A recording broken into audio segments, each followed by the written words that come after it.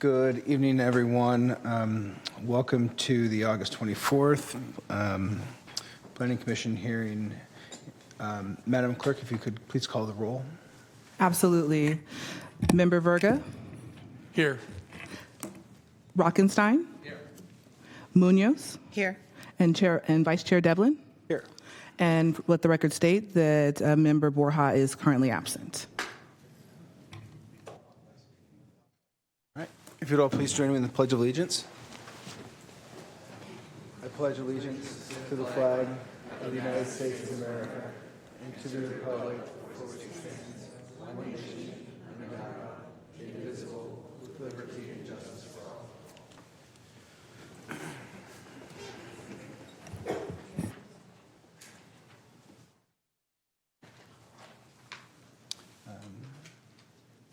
Madam Clerk, could you please read the meeting announcement, please? Of course. The county fosters public engagement during the meeting and encourages public participation, civility, and the use of courteous language. The Commission does not condone the use of profanity, vulgar language, gestures, or other inappropriate behavior, including personal attacks or threats directed toward any meeting participant. Seating may be limited and available on a first-come, first-served basis. To make an in-person public comment, please complete and submit a speaker request form to the clerk. Each individual will be invited to the podium to make a comment. Members of the public may send a written comment which is distributed to Commission members and filed in the record. Contact information is optional and should include the meeting date and agenda off-agenda item number to be sent as follows. Email a comment to boardclerk@saccounty.gov. Mail a comment to 700 H Street, Suite 2450, Sacramento, California, 95814. And that concludes the announcement. Thank you. Do we have a swearing in to begin, or? Okay. Yes, we do. So for our agenda that we submitted, Member Alma Munoz will be getting sworn in by Assistant Clerk of the Board, Manuel Gonzalez.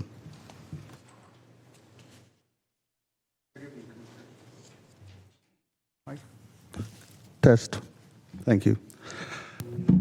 Good evening. I am Manuel Gonzalez, Assistant Clerk of the Board of Supervisors, and I will be swearing in the First Supervisorial District Representative Alma Munoz. Member Munoz, if you can approach the lectern.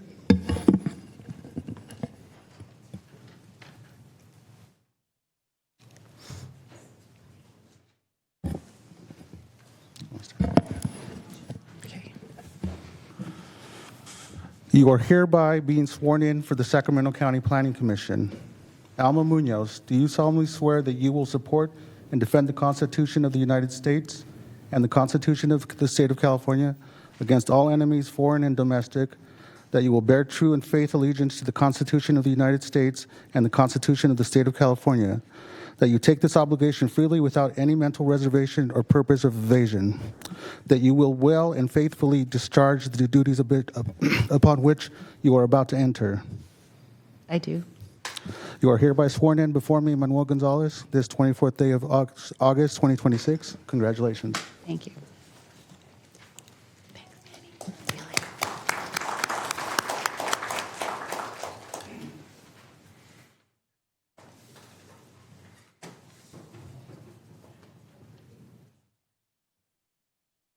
Welcome, Commissioner Munoz. We are delighted and excited to have you. One of your many hats that you wear in the community. Thank you. Well, with that, are we ready to begin? Okay. Madam Clerk, if you'd please call the first item. Item number 1 is PLMP 2025-00203, Pick and Pull. This is a use permit and a variance amendment, and the property is located at 8640 Antelope North Road, directly east of the Antelope North Road and Ridge Point Drive intersection in the Antelope community, and the environmental document is exempt.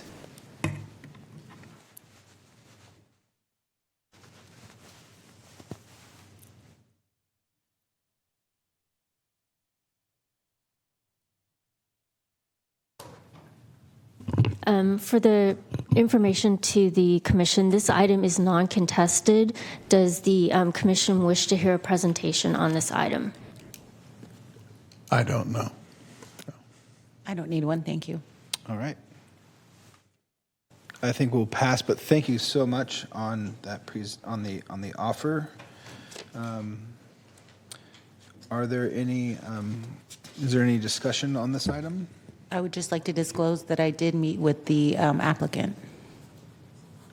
Chairman, I want to do the same. You had a Zoom meeting with the applicant just recently. Okay. Just so you, disclosure. Okay. I also was invited, but was unable to make that meeting. Okay. Do we have any public comment on the item? We have not received any public comment for this item. Okay. And let's check and see if the applicant wants to say anything. If the applicant is here, they're most welcome. Okay. Maybe. Yes. No, he just said no. Oh, no. All right. There you go. Well, if we don't have any comments and don't have any public comments, I'll move the item. Staff recommendations. Okay. And I'll second it. I think you got beat to the second. We have a motion and a second. Okay, so I have Member Munoz moving the item and Member Rockenstein seconding. So please vote. And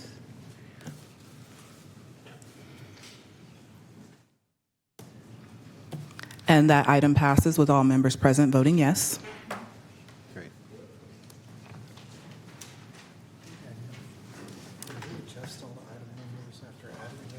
No, that's what we did Okay, so if item 1 is now squared in.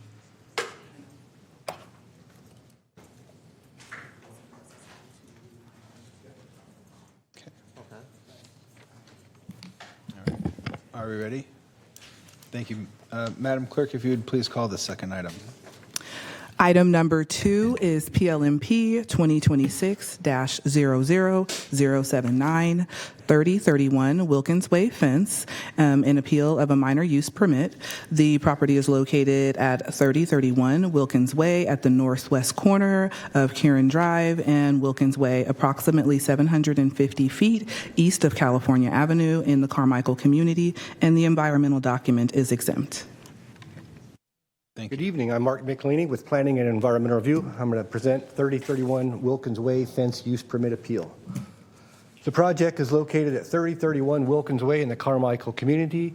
It's developed with a single-family dwelling and a pool. If you see the picture on the right, it's located on the corner of Kiernan Drive and Wilkins Way. It's zoned RD5 and it's in the Carmichael Colony NPA.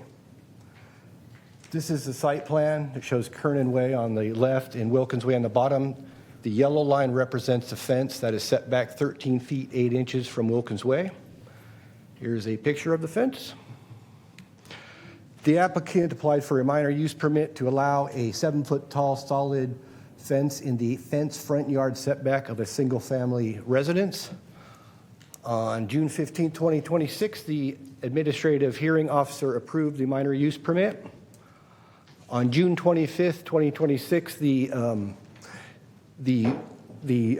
decision was appealed, citing 3 statements, which are setbacks, findings, and compliance.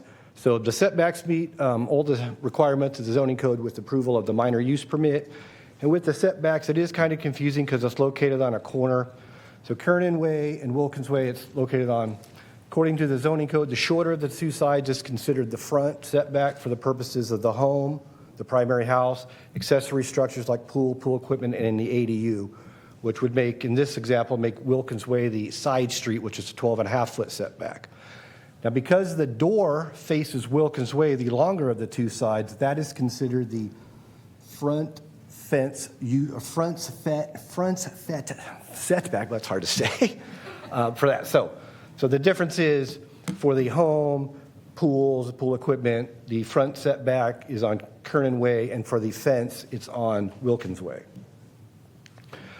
And then the findings were reviewed as part of the staff report and were all found to be in compliance, as well as the Carmichael Neighborhood MPA, the general plan, and the community plan. The 311 complaint was handled following county procedures where a courtesy letter went out to the alleged violation, and then an on-site visit was conducted to confirm the violation. Planning staff recommends the Board of Zoning Appeals deny the appeal, maintaining the administrative hearing officer's approval of the proposed project, recognize the exempt status of the request under Section 15303 of CEQA, and approve the minor use permit subject to findings and conditions. And one last thing, staff is aware that there were some comments or additional comments have been submitted. These comments are very similar to comments we've received in the past, and they don't change the staff's analysis or our project recommendations. Ready for any questions if you have any?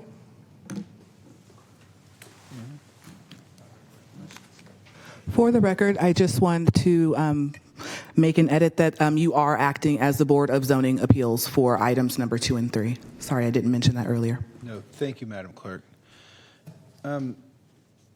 Just one quick question. The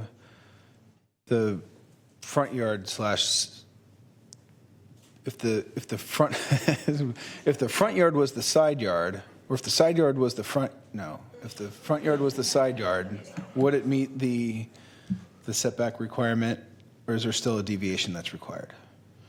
I didn't follow your. Okay. Sorry. So the front of the house is not. The Kernan Way Drive is the front setback for the house, pool equipment, sheds, ADUs.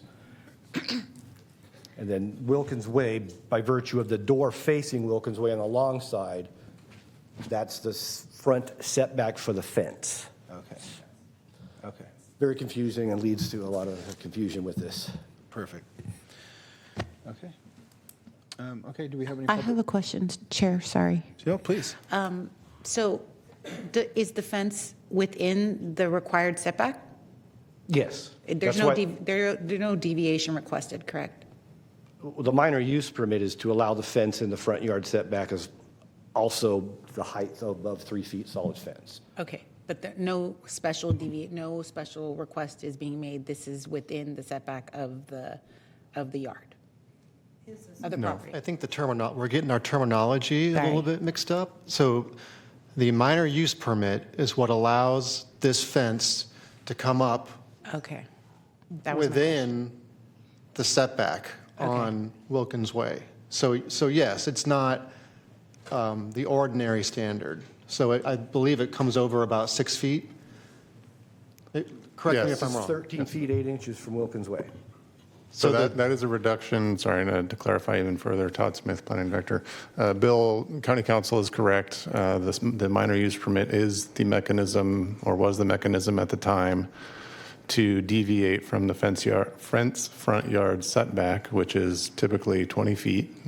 So this deviation would be a reduction of, 6.5 feet? 6 feet, 4, yeah. Okay, thank you. Thank you. And do we have any members of the public that wish to speak on this item? Yes, we have received 3 public comments. Do we want to hear from the applicant? So we'll have the applicant. Thank you. Then the appellant or appellants, then public comment. Thank you. And then the appellant does have a presentation that they would like to present. Perfect. Thank you. If the appellant would. No, we're doing this de novo hearing, so we're going to have the applicant, that is The applicant. the I owner apologize. who's seeking the minor use permit, Is if the they applicant- want to. Is the applicant prepared? I think they just said the owner first. Isn't that what you said? Yeah, everyone gets sworn in. And before we have the applicant come down, if I can have anyone who wishes to address the commission, who likes to speak or has submitted a public comment, please stand to be sworn in or to receive an oath. Please raise your right hand, and the appropriate response is, I do. Do you swear that the testimony that you are about to give this board is the truth, so help you God? If you do not swear, do you so affirm? And when you go to the podium, please state your name for the record and the statement that I've been sworn. Thank you. Thank you. Now the applicant can come down, please.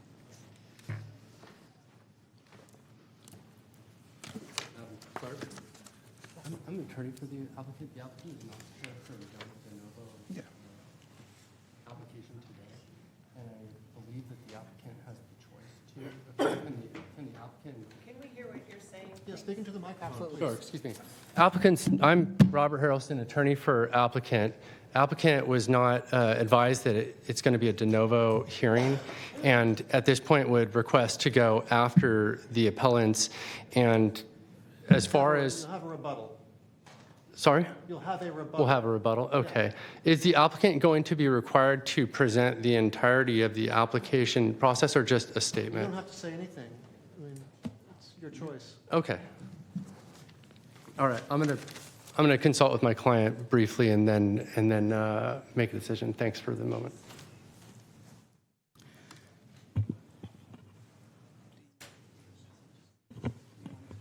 Well, yeah, but I think they're going to talk about if they want to just wait for the rebuttal.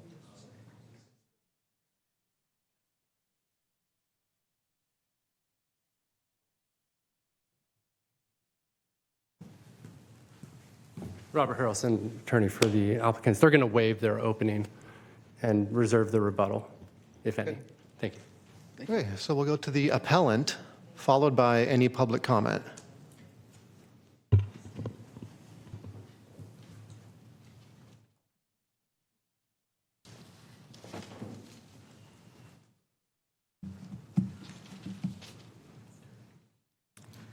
Good afternoon, Chair and members of the board. My name is Marie Barkovsky, and I am the immediately adjacent neighbor appealing the approval of the 7-foot solid fence at 3031 Wilkins Way. I am asking you to grant my appeal because the evidence docs does not show that this fence in this location satisfies the required findings. When I purchased my home, I relied on the protections of the Carmichael Colony Neighborhood Preservation Area and its open, semi-rural character. This fence directly affects my property. It's a 7-foot solid wall immediately beside my driveway and garage. When I back out, the open visibility that existed before is gone. And I also want to emphasize that the fence itself was constructed before the permit was approved. The county cites another minor use permit as a comparable approval, and I have that in a slide here. And I would like to show, oh, thank you.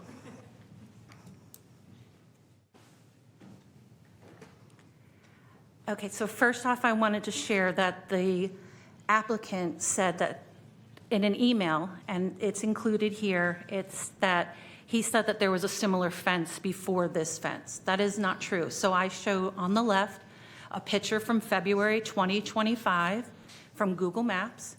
And then I show on the right, this is a picture that Sacramento County Code had taken themselves. So you can see that it's very different.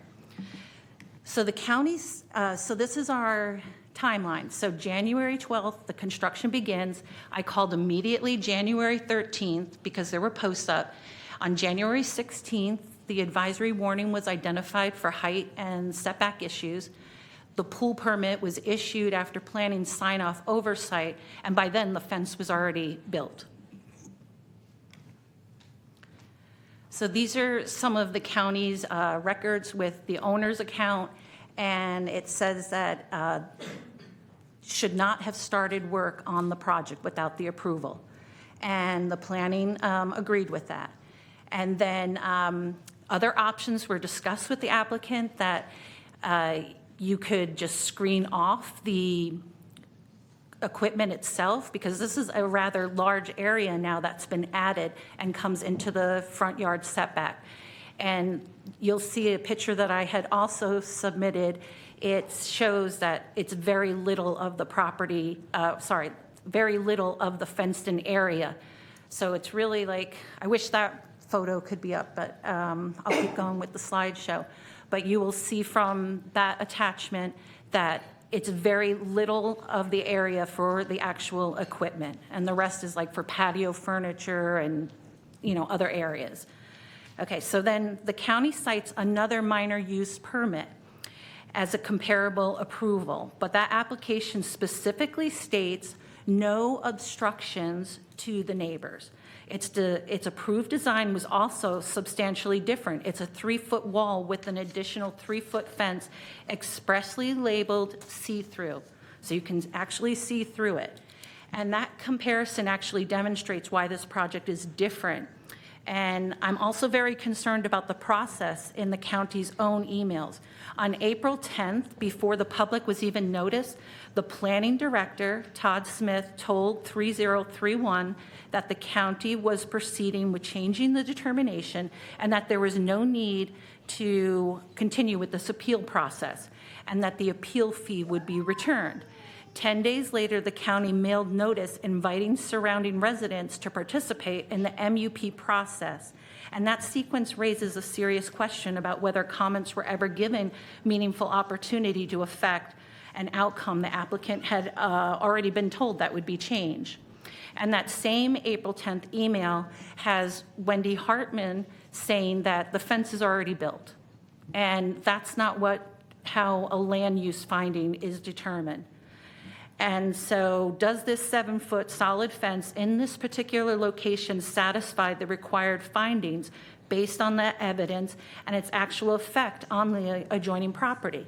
There was a less intrusive alternative. The equipment could have been screened without extending a 7-foot solid wall into the front yard setback along my driveway.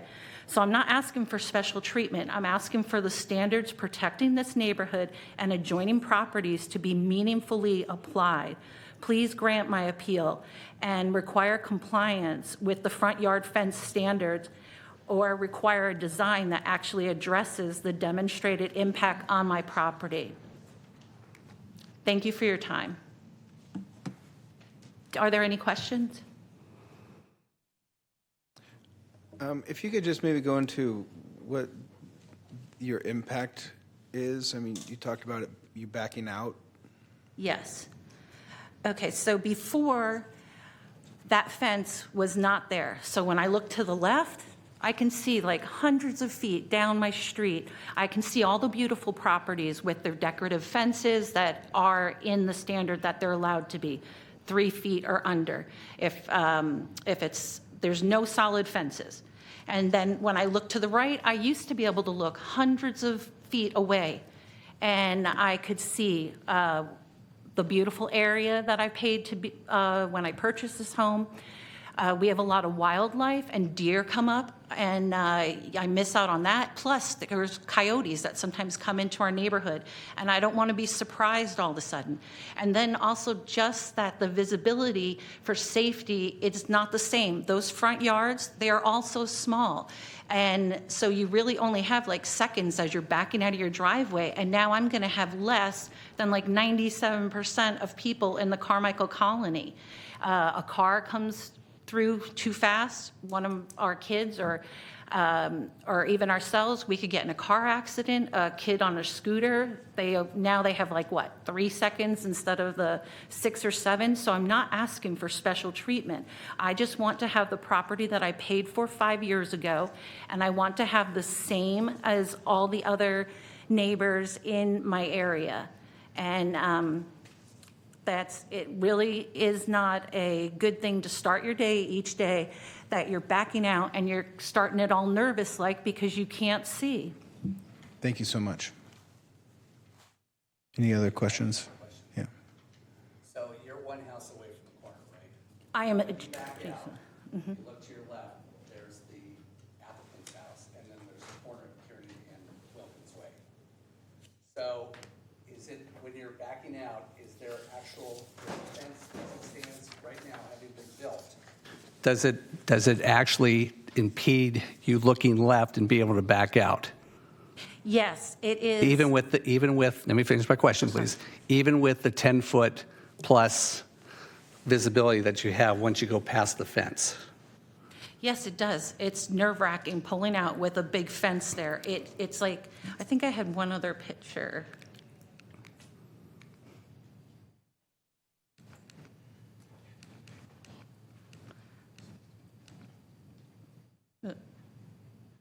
I don't know, that I might have done something to the PowerPoint. Oh, well, here's a picture, like you can see as you're backing out. Yeah, there's another view as well. Also, secondly, with respect to the fence from your Google shot in 2025, is there already another fence there between like the pool equipment and that fence? To my That- knowledge. that still exists? When I look at the plans, it shows that their pool equipment used to be in the back corner of the yard, and now they've moved it out here to the front yard setback. But I wonder if we could ask Manuel, there's an attachment that I showed that the applicant themselves had provided. And so you'll see that. It's provided. I've seen it. Yeah, It's thank a you. very tiny, tiny 2x3 for the equipment. And now I've got this humongous. But isn't the height the same? The height of those fences the same? Okay, the height was the same, but it wasn't out. It used to be behind Right, because that's the new. fence. Because Yeah, that's new because of the construction of the pool. Correct? No, the pool is to my knowledge, the same size. They did make it, I think it was instead of 8 feet, they made it to 6 feet for the depth. But there was no reason, this is a design, not a requirement that they did this. This is that they would have liked more room. And so I don't think that I should lose out on this so that they can have more room. They knew what they were purchasing when they moved into the Carmichael colony, and it's a green belt, it's all open, the whole area. It's just absolutely gorgeous and beautiful. And so if a neighbor can build a fence like this to my right, then the neighbor on the left could also build a fence like this. And it's going to tremendously change the neighborhood. So it's just not going to be the same, and that ordinance is in effect. Okay, thank you. Okay. Would the applicant like to have a moment for rebuttal? Okay, so I could leave. Okay, public comment? Oh, I'm sorry, that's right. Do we have any members of the public that wish to speak? Yes, we have received 3 public comments. Great. Okay. The first member to speak is Paul Gohart.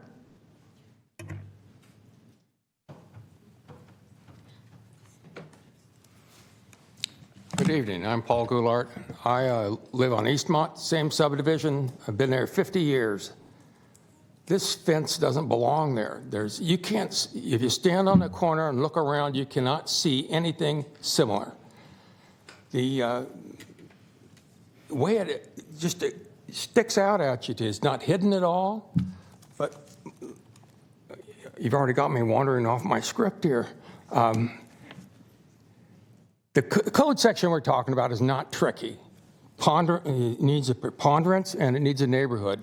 Common terms, everybody understands them, and the planning department has twisted the words like they're confusing, and they really aren't.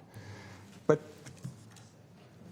the way I look at this case really is it comes back to the planning department screwed up and it's trying to cover up for it. And that's what the main thing is going on right here. And that gets me back to, as part of the public, I've got a right to have an unbiased hearing. They never gave that. They had their mind made up before they ever sat down. The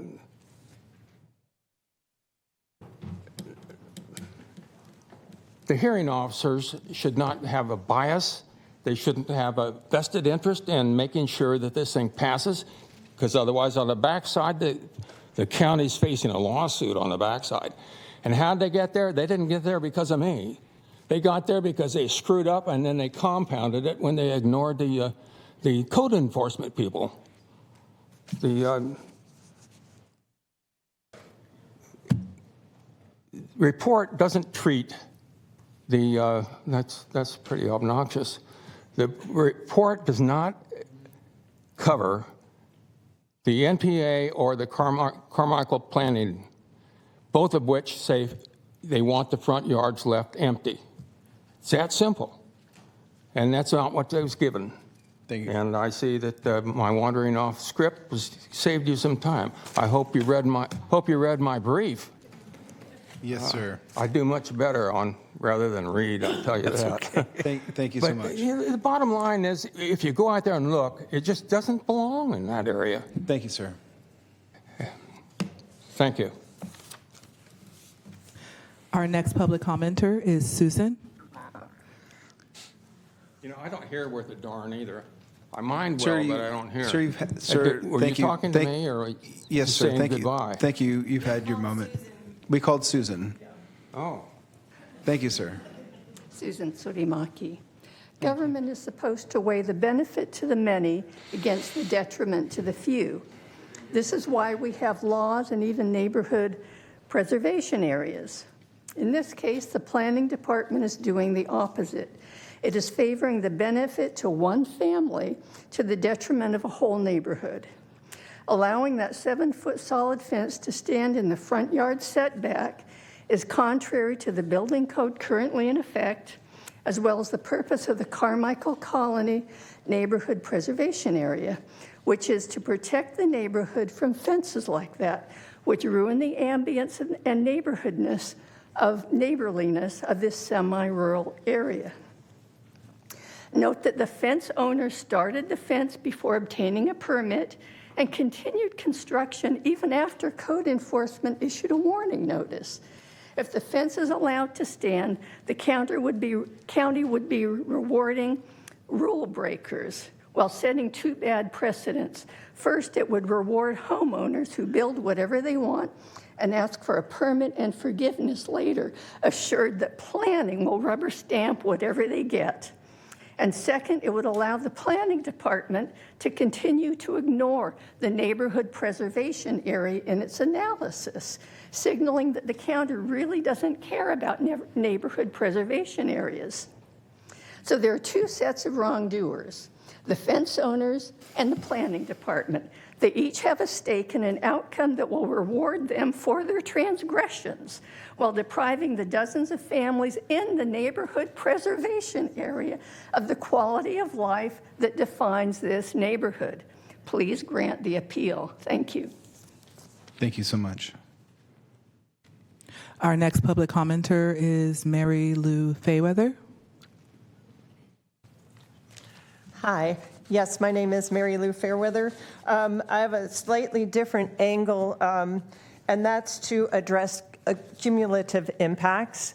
It's kind of written very strangely in the document that approved this fence, in that they talked about future impacts rather than dealing with the cumulative impacts of that property itself, based on the fence that they, I'm pretty sure that you personally installed the fence on Kiernan, which Mark had talked about it being the front line, but then because of where the front door is, it's Wilkins. That fence has some issues to it in that when I drive down Wilkins and I'm turning left onto Kiernan, I cannot see the oncoming traffic. And so I think a visibility analysis needs to be done on that fence.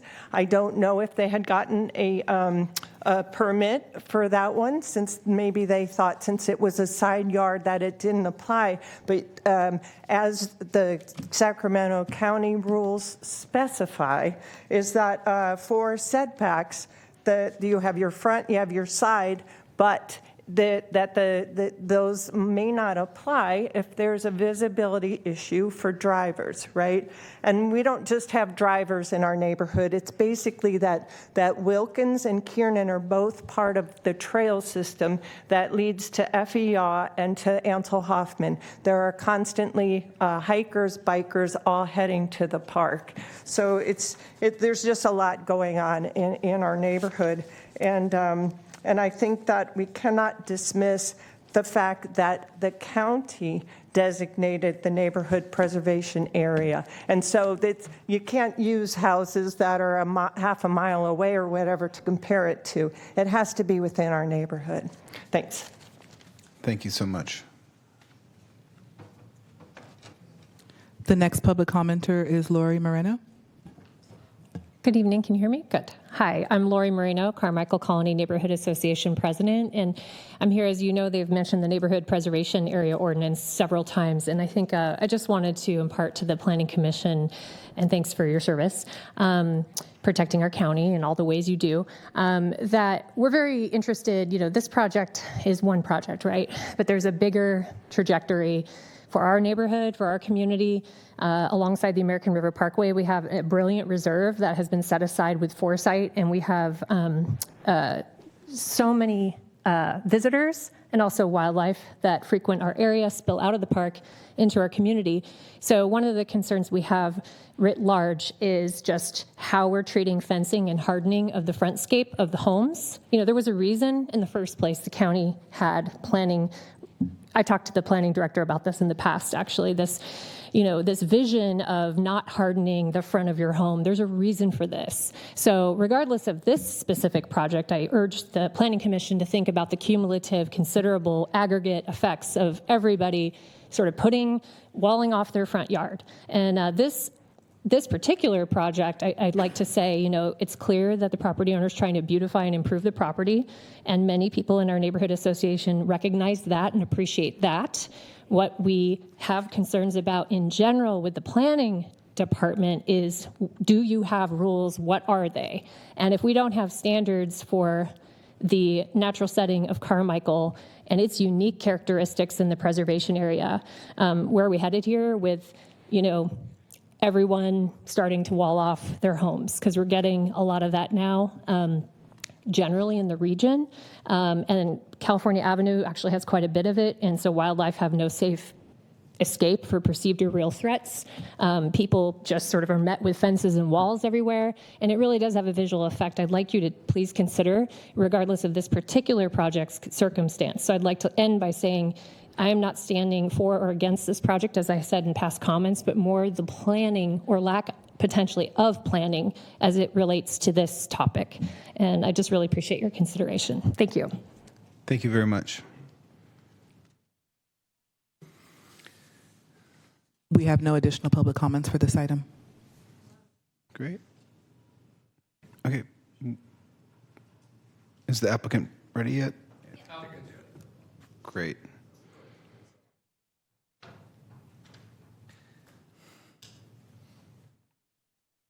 Okay, so hi, I'm Lauren Morgan, and this is my husband, John Morgan. We purchased our home 7 years, and we've invested a lot to try and revamp this house, which was built in the 50s, and we've really tried to invest a lot into the community as well. So we just wanted to express that we relied on our contractor. We hired a licensed pool contractor to do this design. They went and they got a permit for this project that included the fence where it currently is right now, so we've relied on the permitting process. We continue to defer to the judgments and findings of this board and the Board of Zoning and Appeals. So we really just want to turn it over to you guys and ask us any questions regarding our property.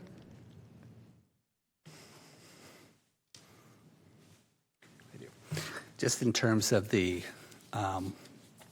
issuance, I believe, right, and I'm going to ask Mr. Smith just quickly, when you're building a pool, in theory, you do have to have some type of fencing, correct?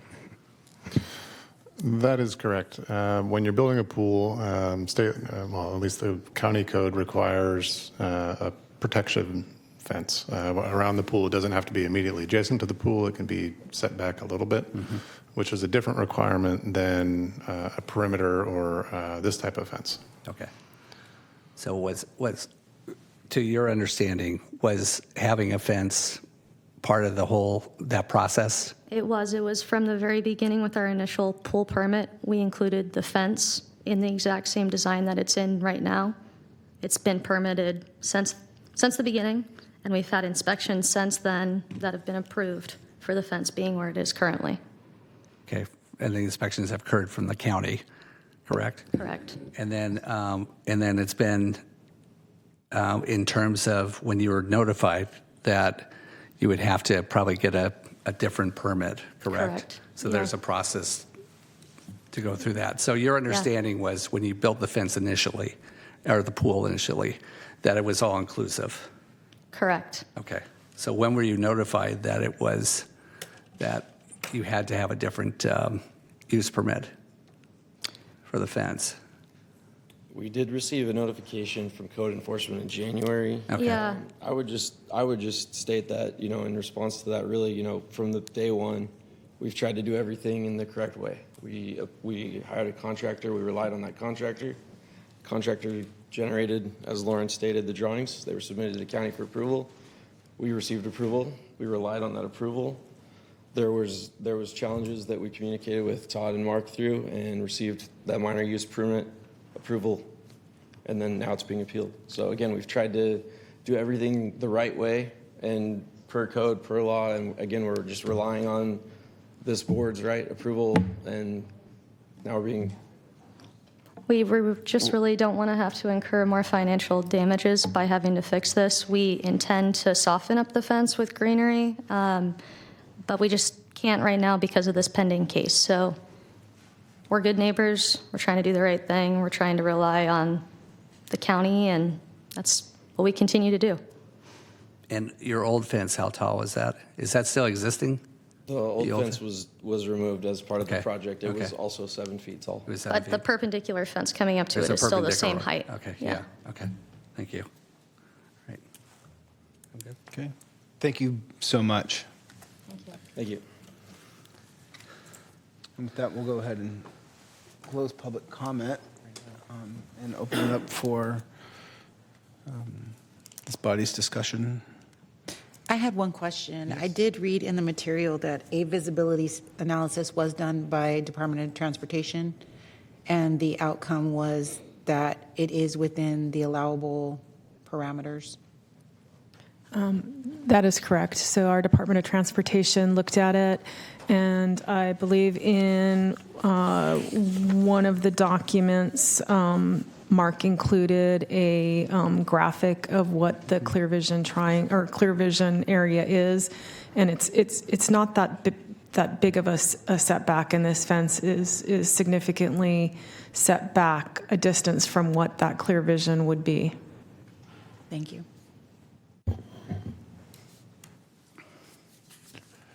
I just wanted to get a little bit of clarification. So the initial permit for the pool and the fencing was done. Then somewhere down the line, there's supposedly a violation of the fencing that was done by code enforcement. And then the review of that violation meant that they had to have a second permit for the fence. Am I following the process? Yeah, I think it would be good for us to clarify the types of permits we're talking about. The initial application was for a building permit for the swimming pool modifications and the relocation of the pool equipment and associated electrical lines to those, which is different than a minor use permit, right? One is a building permit, ministerial, county staff review those based on the applicable standards. The minor use permit is what staff identified when we, in this case, not me personally, but once we heard that there was this fence going up in the location that's shown on the exhibits you've seen. It's within the fence front yard setback, which triggers a minor use permit under the zoning code. That's the second permit that was necessary in order to, from a land use perspective, permit the fence in the current location. And then somewhere in between those two, there was some kind of code violation issued?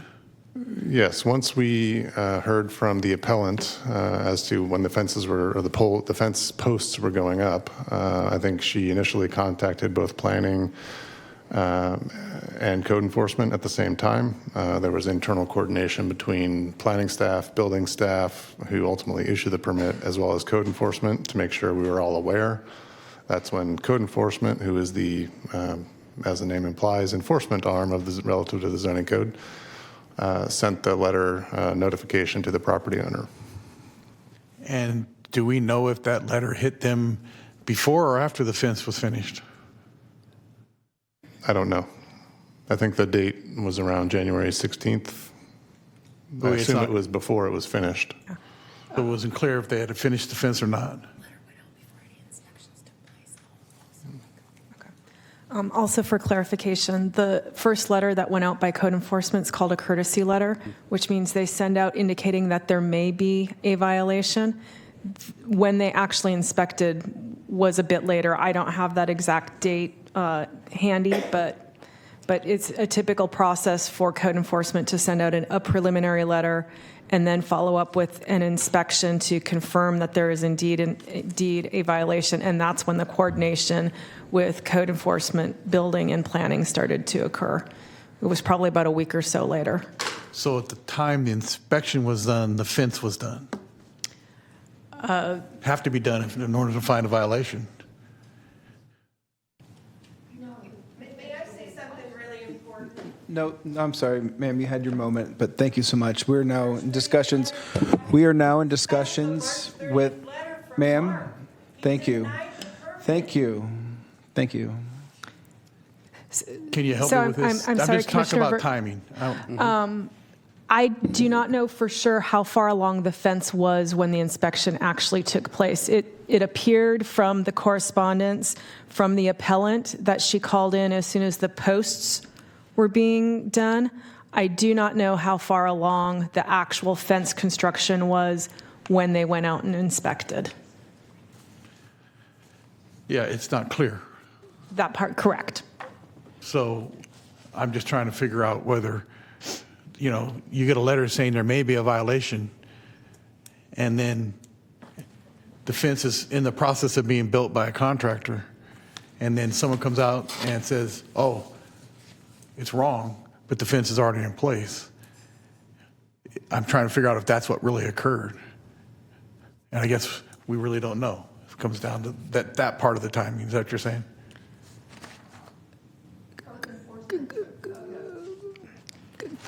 Planning did not go out into the field, and so, correct. I am not aware of what the status of the fence was when they went out, if it was partially constructed or completely constructed at that point in time.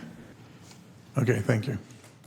I think to add, I think it's reasonable to make an assumption relative to fence post placement that there would be slats or pickets, right?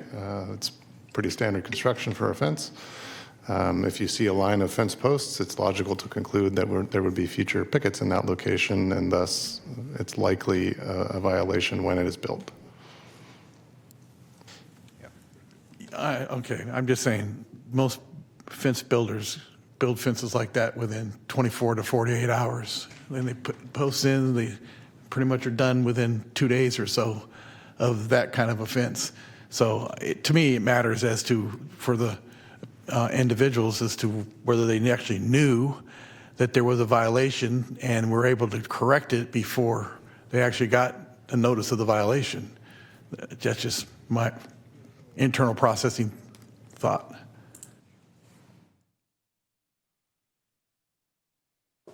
Was there another question or? I do. Please. So from the materials, normally departments coordinate with other departments. Code enforcement is the enforcement arm. Planning wouldn't normally go out and look at a fence. And I think the notice, when I read it, said that it was advisory or something like that. Like, it wasn't like, hey, you have a notice. It was advisory. So if the fence is being built in a couple of days, then it would be, That was kind of my point. I advise you there could be a violation, but by the time anybody gets out there and says it's a violation, the fence was most likely done. So just, please. So just on that, there was not a code violation, just an advisory notice, but no code violation. And the applicant went and filed, once they were, they did end up filing a minor use permit for the fence. The applicant did file an application for a minor use permit. As to whether there was an actual notice of violation instead of, which is typically the subsequent step after the advisory notification, I'm not sure.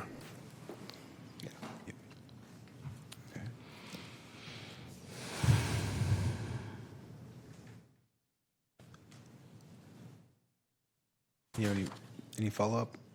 I see you scrolling. I'm scrolling through my packet. Yeah, that's what I meant. Yes. Okay. Are you, okay, sorry, I just want to make sure I'm not cutting you off like mid-question or anything. Not at all. Not Okay. at all. Well, I guess I'll kind of kick us off. I appreciate the appellant and all of their, I think, concerns, and certainly appreciate their reference to utilitarianism and consequentialism about doing the maximum amount of good for the maximum amount of people. I guess where I kind of see this is that the applicant in this fence building, pool building, I think has acted virtuously and ended up kind of in this position by no fault of their own. And I will be, I believe, not supporting the appeal in this case. Is that a motion? Well, I'm happy to make Well, it into a motion. I just want to comment real quick. If Could I comment please, real quick? absolutely. So yeah, this to me in my time being on the Planning Commission is kind of a, and I saw this on CPAC as well, just awareness by applicants to the process. And it's not any fault, and I'm not pointing fingers at any department or person or anything, but it's just an awareness. A lot of these individuals are acting in good faith, and they're trying to do the right thing, not knowing there is a neighborhood preservation plan or ordinances, et cetera. So you can see the breakdown in process when it comes to getting permits in general. So that's a high level thing. With respect to this, I did go out and visit the site. I am a resident of Carmichael as well. So and I did find that it's on a corner. Everything as stated is accurate. There's also some additional fencing down the street. I would argue that it looked like it was about 7 feet in terms of a different type of setback on the corners of Stanley and Wilkins, both sides. So there is that. I'm not supportive necessarily of long, as the chair, as Lori mentioned, we need to look at that in terms of the colony, and that's a separate discussion. But in terms of this, I do believe that the applicants have acted in good faith, and I will be supporting denying the appeal. And So is that your motion? That's my motion. Then I'll second it. Okay, sorry. All right, hang on. Was there a motion? Yeah. You made it. Okay, so as you know, part of your motion needs to be to adopt. Commissioner Yes. Rockenstein, you have to adopt Yes. findings. I'm sorry, So Mr. as I Burke. understand it, the planning department is offering a draft set of findings. Well, basically the findings they used for the prior hearing. So this is table 3 of BZA attachment 5. Mm-hmm.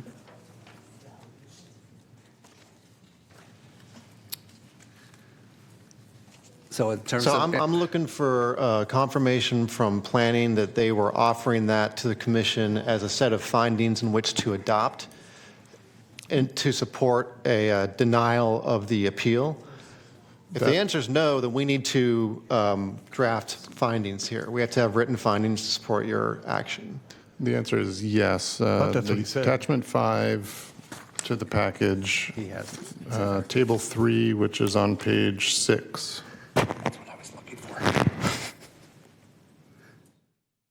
So again, attachment 5, table 3, which is on page 6.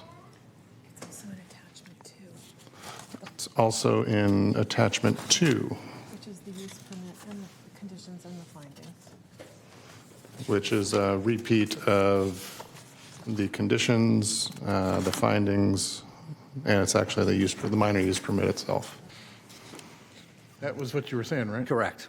Along with, and Mr. Burke, do I need to amend my motion to include the findings Yes, you're adopting the written We are findings adopting the that written are findings. located, yeah, if they're an attachment And the to, approval of the minor use permit as well? yes. Yes. So that's included in my motion. So let's restate it. Okay.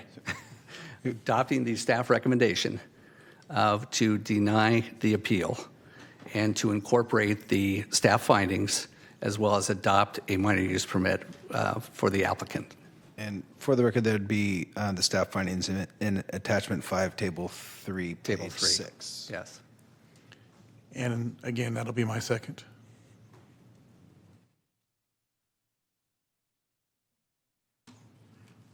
So we have a first and a second. Please vote.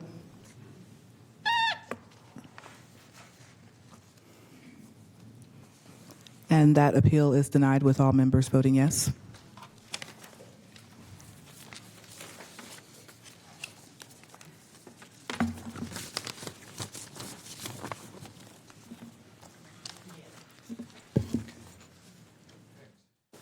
Okay. Just so you know, the two examples you Thank you used are so. outside of the NPA. I think it's important. I would like to thank everyone from coming out. Your public input is most welcome. Thank you all very much. Okay. Item number 3. Madam Clerk, if you could please call the next item. Item number 3 is PLMP 2025-00038, Green Farm, an appeal of a use permit. The property is located at 8645 Paladay Road in the Rio Linda, Alberta community, and the environmental document is exempt. Thank you so much. I'll take just a brief point of privilege. I understand that people are passionate about their neighborhood, as we have just seen. However, we will be maintaining decorum here, and if that can't be maintained, those persons will be asked to leave. So, we ready? Perfect. Thank you so much.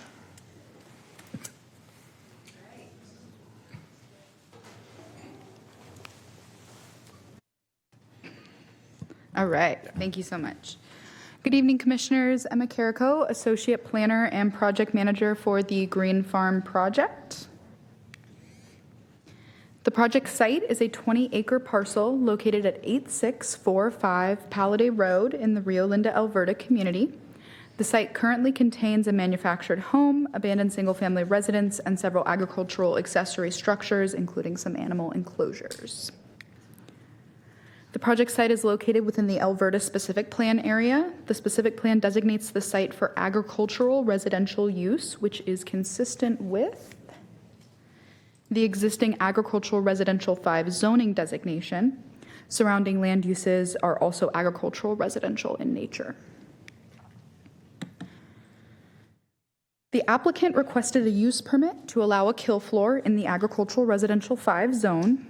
A use permit is required to establish a kill floor in this zone pursuant to Zoning Code Section 345. Physical development on the site to support the proposed project would include conversion of an existing approximately 365 square foot barn into a kill floor. The conversion would involve only interior improvements such as installation of new stainless steel walls, new drainage, a tile or concrete floor, countertops, and a sink. Addition of aggregate base to approximately 1,000 feet of an existing driveway for fire and emergency vehicle services access. Construction of an approximately 900 square foot parking area to include 5 vehicular stalls. Ongoing operation of the project would include raising livestock on site and accepting customers by appointment only for custom slaughter services. The only employees would be the property owners, and I'll go into more detail on the physical characteristics and operational limitations of the project in the following slides.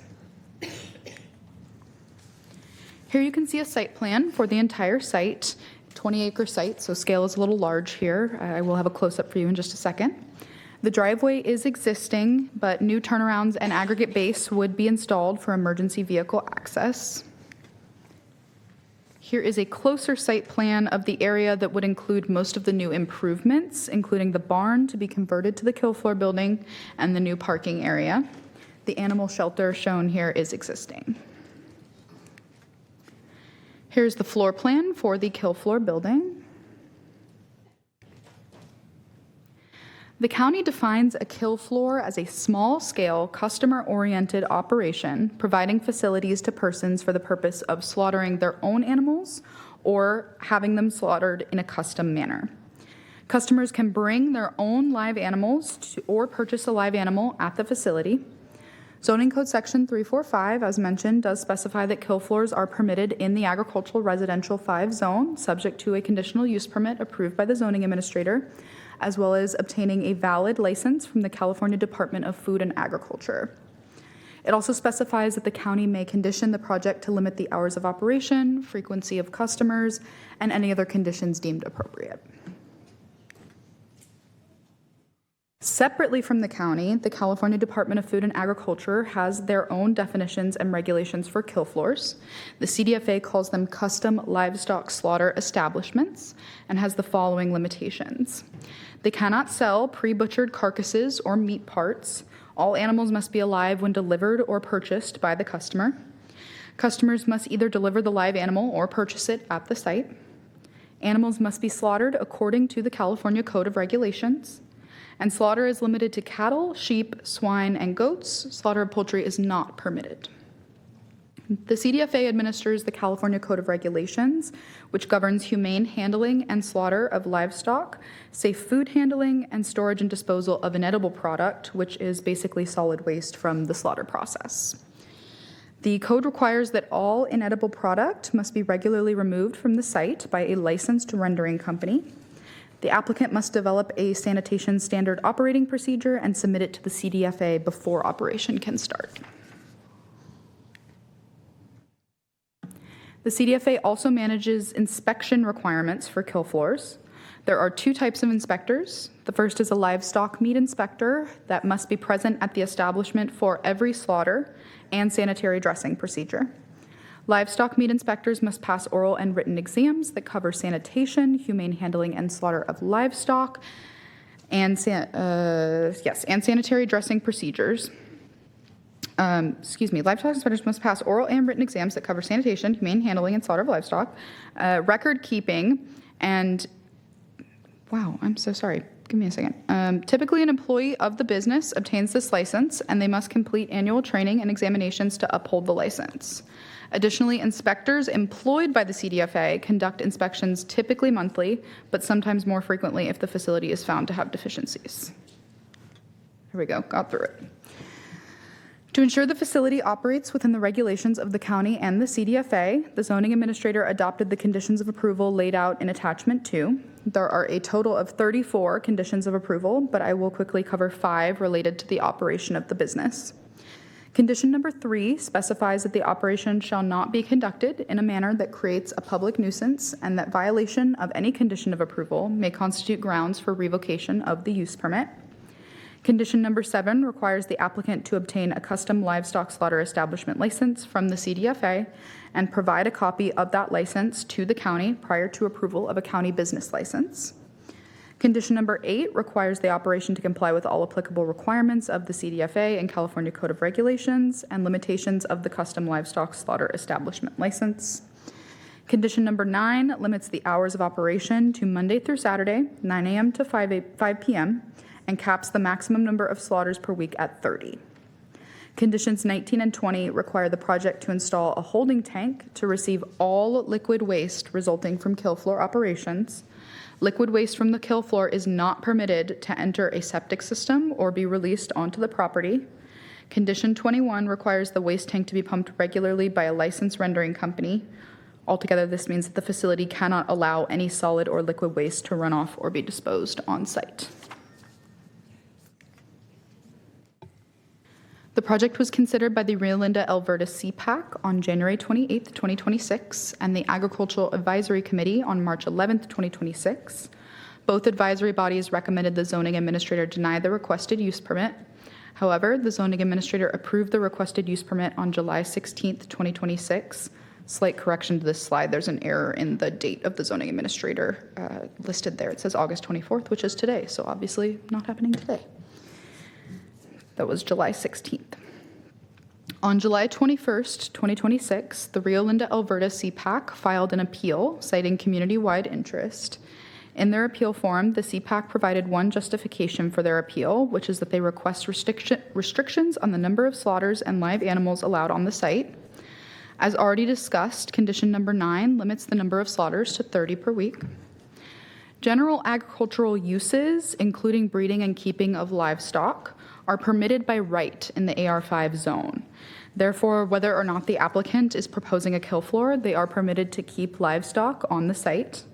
The county does not limit the number of livestock that can be kept on a property for by right general agricultural use.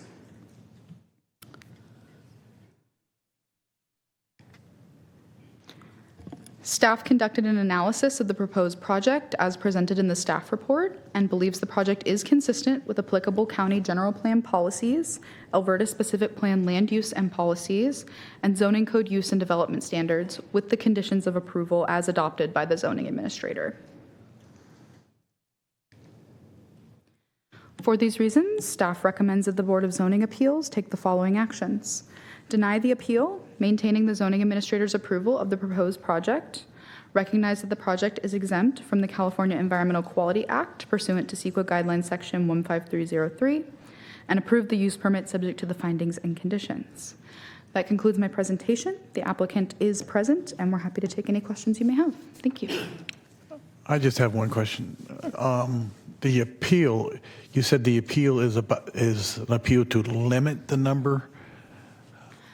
So the justification for the appeal that the CPAC provided in their appeal form was that they felt there should be limitations on both the number of slaughters and the number of animals kept on site. But it wasn't about an objection to having it all together. That was not the information provided in the CPAC's appeal form. Okay, thank you. I do have a question. On the Agricultural Committee, they voted unanimously to deny? They did. And what were the reasons for that? Very similar reasons to the CPAC and concerns that were presented in public comments. They felt that the applicant could have provided more information on the state requirements and provided that more readily to the CPAC and the AAC and public commenters. Staff has done our best, although we are not regulators of the CDFA, to provide as much information as we can in this presentation, but we are limited in that knowledge somewhat because we are not that agency, right? We are beholden to county regulations, and theirs are separate. Was there any outreach to CDFA regarding this? And Yes, staff coordinated closely with CDFA. When did that occur? Was that before the CPAC meeting or? That was after the CPAC meeting. Yeah, there were changes made to the project, like that 30 slaughter limitation was made in response to concerns that we heard at the CPAC. Originally, the applicant was saying, probably around 2 to 3 animals slaughtered per week. The CPAC said, well, we have concerns about sort of that vague number. We'd like to see a maximum cap. So staff worked with the applicant to say, okay, within your business plan, within keeping this small customer-oriented definition of a kill floor business, what works for your business, 30 was what we came to an agreement with applicant, staff, CDFA. So it went from 2 to 3 to 30, right? Is that? So it's not necessarily that 30 will occur every week. It's the maximum. But the applicant presented it in terms of 2 to 3. That was the right? original application. Okay. All right, thank you. Just another clarification for me. So the actual appeal that we're asking to be ruled on is the appeal of the CPAC, not the other request for denial, or are they both the same? I would defer to county council on that. As far as I know, it's just the CPAC appeal. There was no other appeal filed. Well, I think the question is whether the appeal is to establish limitations or to deny the project. Is that your question? Well, yeah, because you've got two. You got one that the appeal was to limit the number of kills, and then the other was to deny. Well, we've only received one appeal. So it is the only one to limit, not to deny. So I don't have the CPAC's written appeal right in front of me right now. I would ordinarily construe it as an appeal of the decision in its entirety. Now, you have discretion to condition the project as you see fit. And if there's a preference or recommendation that the CPAC wrote into its appeal, then you can consider that and incorporate that. Yeah, I just wanted to be clear if we were being asked to deny, to modify, what? So I think we do have the appellant in attendance. Sorry, Todd, go ahead. Commissioner Verga, and this is also for council, the appeal form that we received from the Rio Linda CPAC was actually received in February prior to, shortly thereafter the original hearing by the CPAC. What their appeal language says is a kill floor with no restrictions. And as you heard Kimber and Emma mentioned, after that CPAC hearing in earlier this year, January, I believe, staff did develop some restrictions because they weren't part of the original presentation to the CPAC. So the action being appealed, as written on the notice of appeal received in February prior to the actual approval, was a kill floor with no restrictions. That's what it says. It's attachment 8 in the packet. Yeah, and they said the reason for appeal, county failed to provide detailed restrictions, and the applicant admits that the listed number of, and this I'm just quoting it verbatim, listed number of kills on the application will be exceeded. We want to place restrictions to the number of live animals and kills allowed. Commissioners, Unquote. Kimber Gutierrez, Principal Planner 2, and Emma, please correct me if I'm wrong, but we did have some follow-up conversations with the CPAC chair following their appeal to get more clarification, and we did share the conditions that were provided as part of the zoning administrator approval, and I believe they were wanting to further restrict than what was already provided in the conditions as well. I don't know about further restrict. That wasn't specifically said, but we did, after we were asked to move forward with the appeal, we did reach out to the CPAC chair and say, hey, there are limitations now on the number of slaughters per week. Opened any questions, do you still want to move forward with the appeal? And we were told that they still wanted to move forward with the appeal. So you could take that as the CPAC not being satisfied with the restrictions that were added. And the action that we're going to be responsible to make a decision on would be add restrictions, not deny. You can still, no, you're not limited in overturning the decision. You're not? You're not. Okay. Thank you. Makes it clearer. Okay. Any other questions of staff? Okay. All right. As a de novo hearing, if the applicant would like to come forward, they are welcome to at this time. They also will have an opportunity for rebuttal after the appellant and public comment.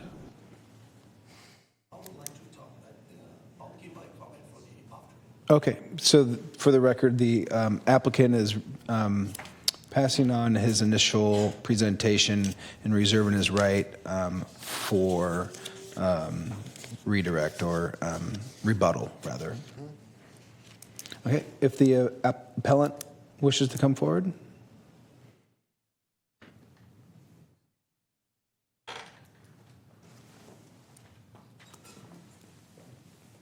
Yeah. Potty break? Hi, good evening. Good evening. I'm Tanya Silva, and as requested, I have been sworn in. I am the chair of the Rio Linda CPAC. I just wanted to provide some clarification before I begin that the appeal was not based on the fact that we wanted restrictions. It was based on the fact that the county, as presented, was asking us to make a decision on a project that had no limitations and no restrictions, and therefore we could not give an opinion when none of that had been in place. So it was our opinion that the county should have put those restrictions in and then presented so we could put forth a vote on an actual finished project, not on a possibly 2 to 3 when in interactions with the CPAC, the applicant admitted it would definitely exceed 2 or 3. So then we said, well, where's the cap? Well, we don't have one. And so it was difficult for the CPAC to make a decision without all of the facts present. So it was our appeal. We wanted to appeal the entire project based on the fact that we were not presented with enough information to give a good answer on what would be happening after. I also will just let you know that I live in Alberta. I raise animals. Some of them are in my freezer right now, so I am not I'm not opposed to people utilizing their property in a way that best suits them until it infringes upon the neighbors being able to use their property in a way that best suits them. So I would just start with first, the CPAC did ask the applicant how many animals would be kept on site, and we were told 40 to 50 animals would be raised on site, and that the applicant stated there'd be 2 to 3 slaughters per week initially in the paperwork. The CPAC, when expressed concerns that 2 to 3 animals did not seem like a viable business plan for all that they were investing, and at that point the applicant did admit that it would be more than 2 to 3, and that seemed a little deceptive to us on that date. And now, at this point, we are at 30 slaughters per week, Monday through Saturday, 9 to 5, with animals raised on site or animals brought in by customers. So we're looking at about 1,560 slaughters per year possible.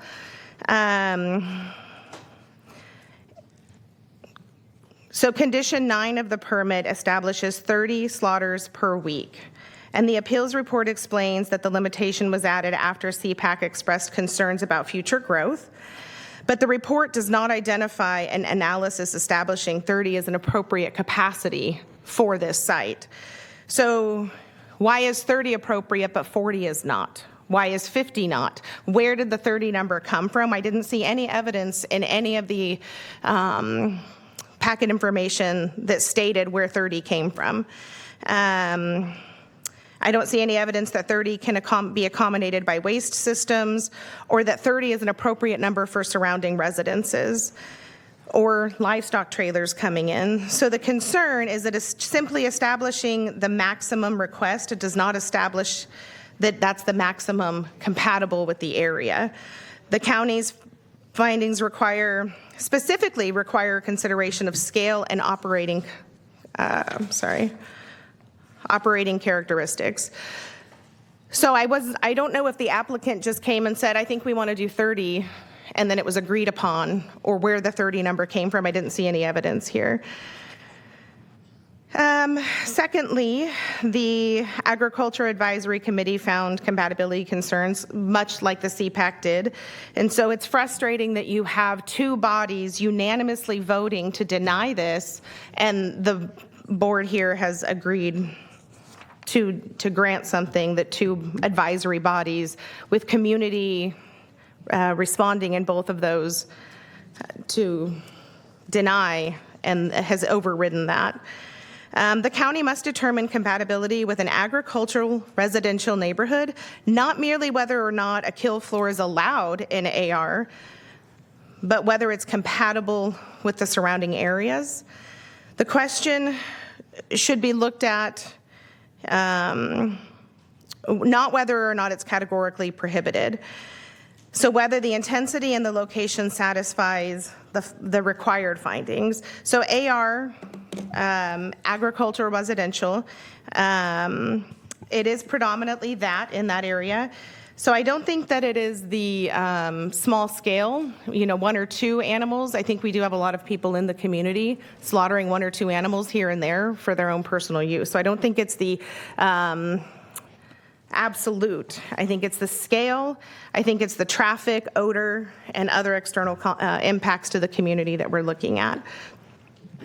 Additionally, when you do the math, if 40 to 50 animals would be raised on site, the UC Agricultural and Natural Resources state that meat goats take about 6 months to come to term. So if they're having 50, let's just go on the high end, they're going to raise 50 animals for 6 months, and then those would be slaughtered, and then they could raise 50 more and they could be slaughtered. Then you have 100 animals being raised on site, which means if there's 1,560 slaughters per year, you have 1,460 animals coming in from outside of the community. So 94% of the animals potentially slaughtered at this location would be coming in trailers. I don't believe that that was addressed in the traffic study, or there was no traffic study because it wasn't necessary because we didn't meet the threshold. But I think when we're talking about rendering trucks and 1,460 livestock trailers coming into a rural agricultural residential area, I think that makes a big difference than if it's just a pickup truck coming down the road to pick up an animal if they're carrying in a livestock trailer. The other thing that I think was not addressed was we put 30 as a limit per week, but it doesn't give a per day. So we potentially could have 30 animals slaughtered in one day at this facility. Then you potentially have 30 livestock trailers coming in and out. I don't think that that would happen, but because there's no cap, there's nothing to say that it wouldn't happen. I think...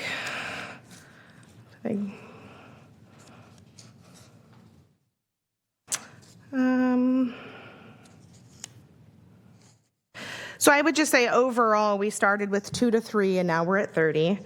And I think the concerns from the community are odor, obviously, groundwater. I know that it is stated that all the water waste would be collected and removed, but the storage of that, how long that's going to sit there, how long the carcasses will sit there before they're removed. I'm just glad I don't live next door, I'll say that, but I know there are some folks here that do. So, I also wanted to mention, I'm trying to find, okay, so in Alameda County, they considered a proposal involving a kill floor of large animals on a 49-acre agricultural property near Livermore. The property was substantially larger, more than double, the 20-acre Palladay Road property. The concerns included compatibility, nearby residents, rural road capacity, groundwater, disposal of animal remains, traffic, noise, and public welfare. All of those concerns have been addressed by the CPAC and other governing bodies. Alameda ultimately denied the requested use.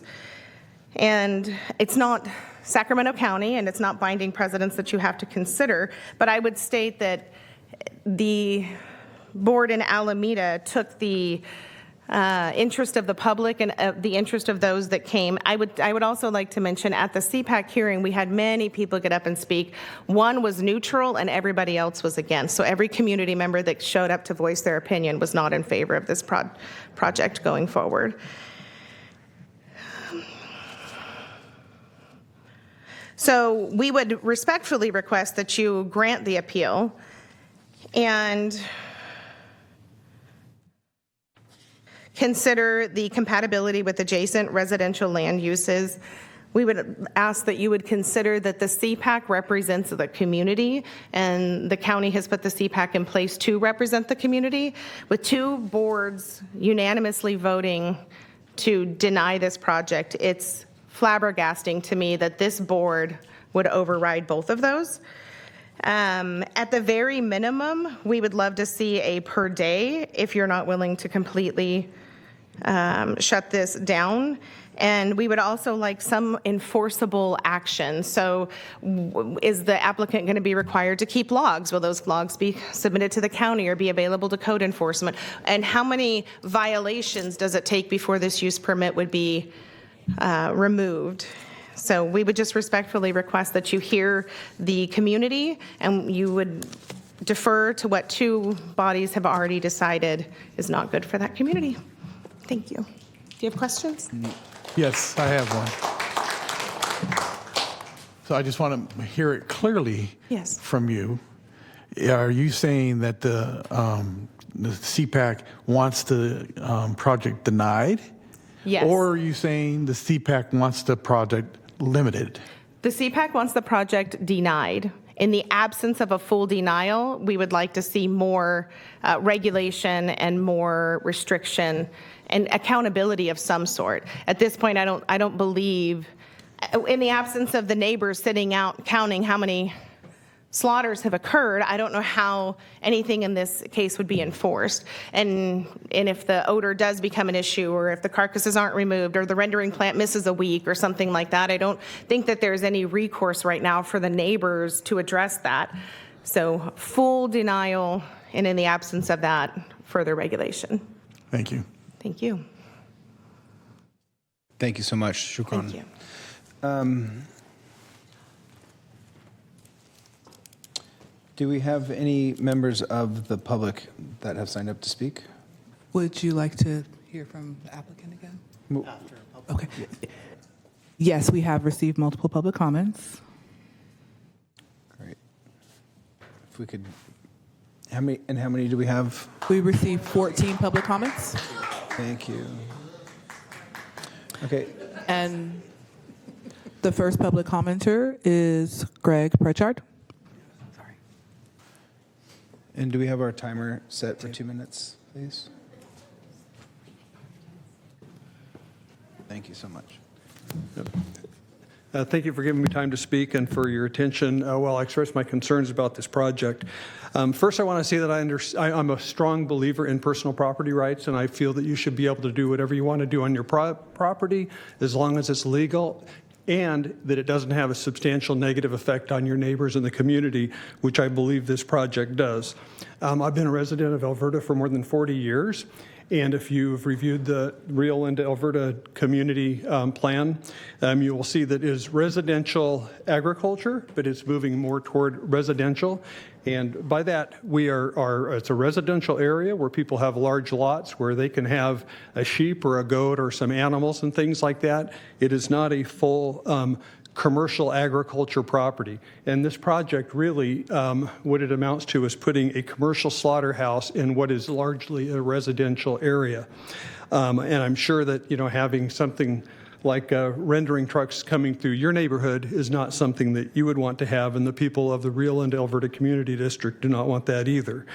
I have a lot of the specific concerns I have already been stated. Obviously, those with traffic, with odors, that there is supposedly will be oversight, but the oversight, unless there's somebody from the county watching everything that goes on there, you will not now know how many animals are slaughtered, what's going to be done when there's odors, when there's traffic issues.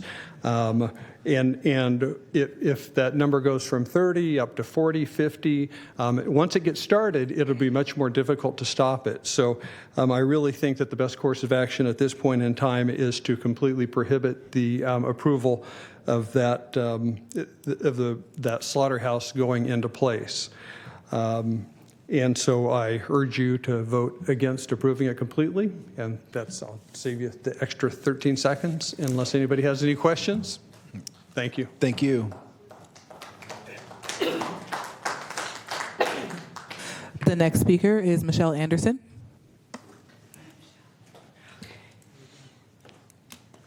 Hi. I appreciate the opportunity to speak. Unfortunately, my property is kitty corner from their property. It butts right up to it. I can't really see the goings on now because they built like a 7 or 8 foot fence. I am completely opposed to this. I have a well on my property. I'm really concerned about the water table and what it will do to my water, and I won't know until it's too late. Airborne respiratory disease is a very popular thing in slaughterhouses. And let me back up for a minute. I've been at every one of these hearings because this is a big deal to me. They first stated they were going to do 2 to 3 animals a week, and that quickly changed. I think it was the ag when they changed that. So we had 2 no's, and then zoning approved it, and here we are now. We've got airborne respiratory diseases. I've got water concerns. I have like peace of mind where I thought I was going to retire concerns. And now we've got roadways that are already too congested because of the building of Natomas and Roseville, West Roseville. Trying to get to the gym after 4:30 in the afternoon or going to work. It's a deal. So on our 2-lane roads, and then wondering how Palladay will even exist, because I was down that road last week. These are all concerns. Let's talk about the smells and the fact that we have a nice breeze out there much of the time. In the winter, it gets to be a lot, but we get to smell this. They have clearly stated several times they've never done this before. So we get to be their, what? Yeah, we get it, yeah. Thank you so much. You get what I try to say. Thank you very much for. Next is Kimberly Moon.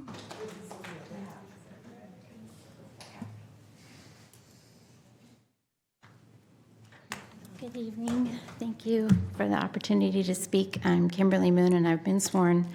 It's going to be a lot of repeating of these concerns. I have written an extensive letter to all of you, so I'll just do some of the highlights. Water contamination, airborne chemicals, waste particles, massive odor, noise, reduced property values, waste methods, and increased traffic for trucking, and uprise in vermin. At the beginning of this, as you've heard, it was, 1 to 3 and then blah, blah, blah. And so now we're to 30. And 30 doesn't seem like a small scale to me.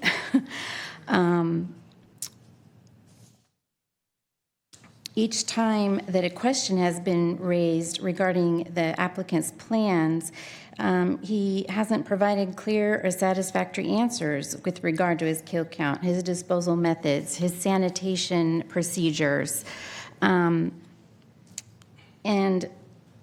I know that the decision for the zoning was based on, zoning, but I feel like the word residential kind of was lost in that zoning decision because this is going up in the middle of a community among residents. And it seems to me that zoning has become more important than the residents.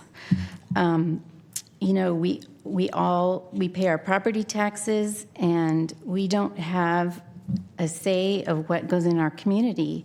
And there's so many of us here saying, no, thank you, please not here. And why does one applicant get to dictate the rest of our existence here in Alberta? And I also agree that everybody has the right to do with what they want with their property as long as it doesn't interfere with others. And I do think this will drastically reduce my enjoyment of my property and greatly interfere with my rights. And it was also stated this applicant has never done this type of work before, and he admitted that. Thank you. Thank you.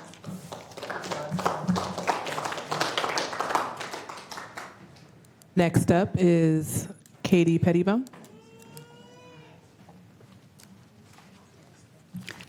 I had written good afternoon, but good evening, commissioners. Thank you for your time. I would echo CPAC's request and their view.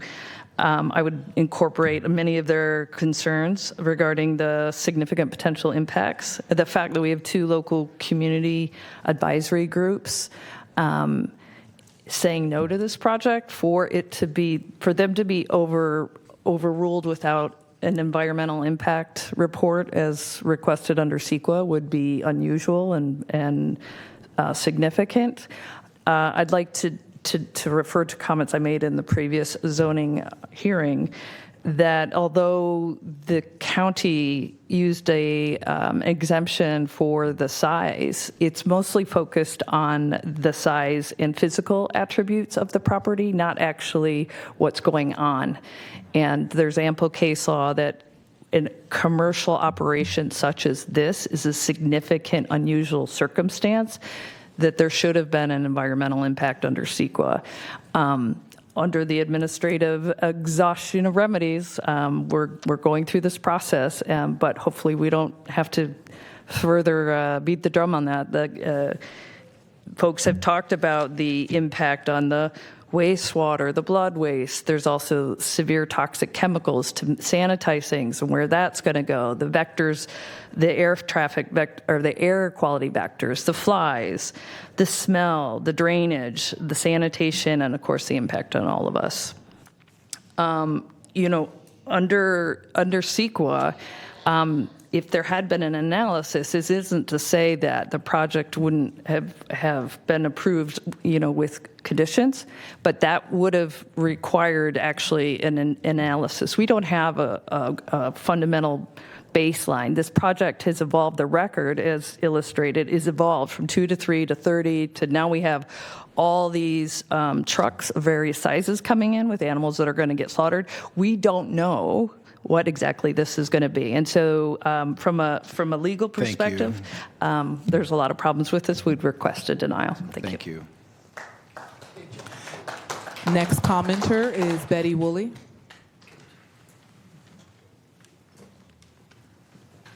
Good evening. I'm a 35-year Alberta resident. I've been to these advisory committee meetings and spoke at them along with many of the other people in the room. First of all, I'm not going to repeat all the detrimental things, the water resources and all that. So our area is designated as AR5 zoning, which means and in the county records, it says agricultural residential zone blends residential housing with hobby farming or small-scale livestock keeping, such as horses, goats, or chickens with scaling density limits per square foot. That's an AR5 area. He bought 4 AR5s. So he didn't just have a 5-acre. He bought 4 sites so that he would have 20 acres, which is fine. They can do what they want, but I want you to be aware of that. Number 2, the air pollution, the neighboring areas will be impacted by the odors due to the direction of the wind at any time. The advisory committees have requested denial of this, and they also suggested to the homeowner, the applicant, that they find another location, such as an agricultural zone 100, to get in another area where there was much more open area so it didn't affect residential people. Also in the county code, it says animals such as horses, cows, goats are permitted in AR5 as long as the acreage supports them without creating environmental noise or sanitation nuisance. And finally, I would ask you, they also stated in these meetings that none of this would be regulated. The only way it'd be regulated if somebody called code enforcement. There was no regulations. Both those meetings said that. And the last thing I want to know, would you want this next to your property, in your backyard, or your neighbor? I don't think you would. Thank you. Thank you. Next commenter is Terry Tillis.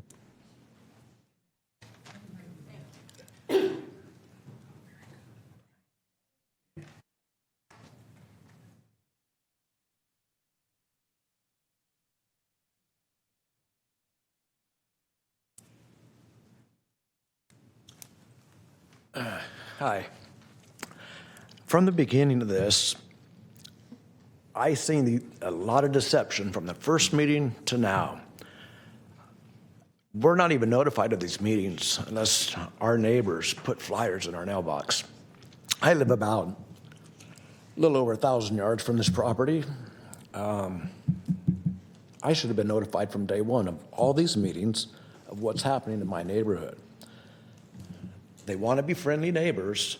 We welcome them out there, but not with their plans. We can live out there as neighbors and raise some animals, but not put a kill floor out there. This is a rural neighborhood. It's still a neighborhood with people that don't want this. No different than the neighborhood that has houses, every 4 or 5 houses per quarter acre. We're rural, but we don't want this. This is not something that's good for our neighborhood. Put this 10 miles outside the area. Plenty of open land. Also, I know about this property they're talking about. I'm not aware if anybody's living there, but the buildings on that property are not livable. They're condemned. If they rebuilt them to live in them, you need to get an inspector out there to find out if permits were pulled and anything to make those dwellings livable. The one dwelling, not the potential kill floor of the barns, but the single wide trailer that's out there. I was out there a few years ago. I know what this is like. That it should be tore down. So if they're living out there now, you need to get some people out there and go over records and see if permits were pulled or any of that. Also, our road got chip sealed 2 weeks ago. I've lived there 30 years. It's never been fixed. All they do is chip seal. Last chip seal was 25 years ago. Chip seal does nothing for strengthening the road. It just waterproofs it. So if anybody's going to say that the road's been improved, they're absolutely wrong. Thank you, sir. That road needs major improvements for the vehicles that would be going down. Thank you. The next commenter is Sherry Mandrano.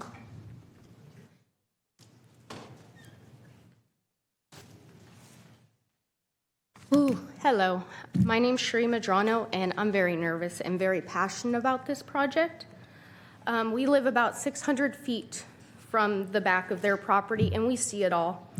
My kids play in a seasonal pond that we have in our backyard, and it flows directly from their property. Are they still safe to play there? Our quality of life will be affected every day. Can we go swimming in our pools? Can we just enjoy the fresh air? When they slaughter an animal, I hear them crying when I drink my coffee in the morning. I know when you slaughter an animal. And I am pro-rancher. I am pro-farmer. And my meat comes from down the street. But the difference between them and the ranchers that are in our AR zone is that these ranchers raise the cow from a baby and then all the way up. It takes time. It takes 2 years to slaughter a cow. That's not what they're doing, and that's not what they plan to do. How many animals have you slaughtered, and how does that process work? Do you know? Thank you. Your comment should be directed towards this body, not the applicant, but thank you. I'm sorry. Okay. Well, on their applicant, it says that they don't even live at the property, but I do. This does affect me and my children, and I want to just ask the board if my children are safe playing in their own pond. That's 600 feet from the property line. And if they're not, we won't know until my kids are the ones poisoned. So that's all I have. Thank you. Thank you. Next commenter is Louis Madrano.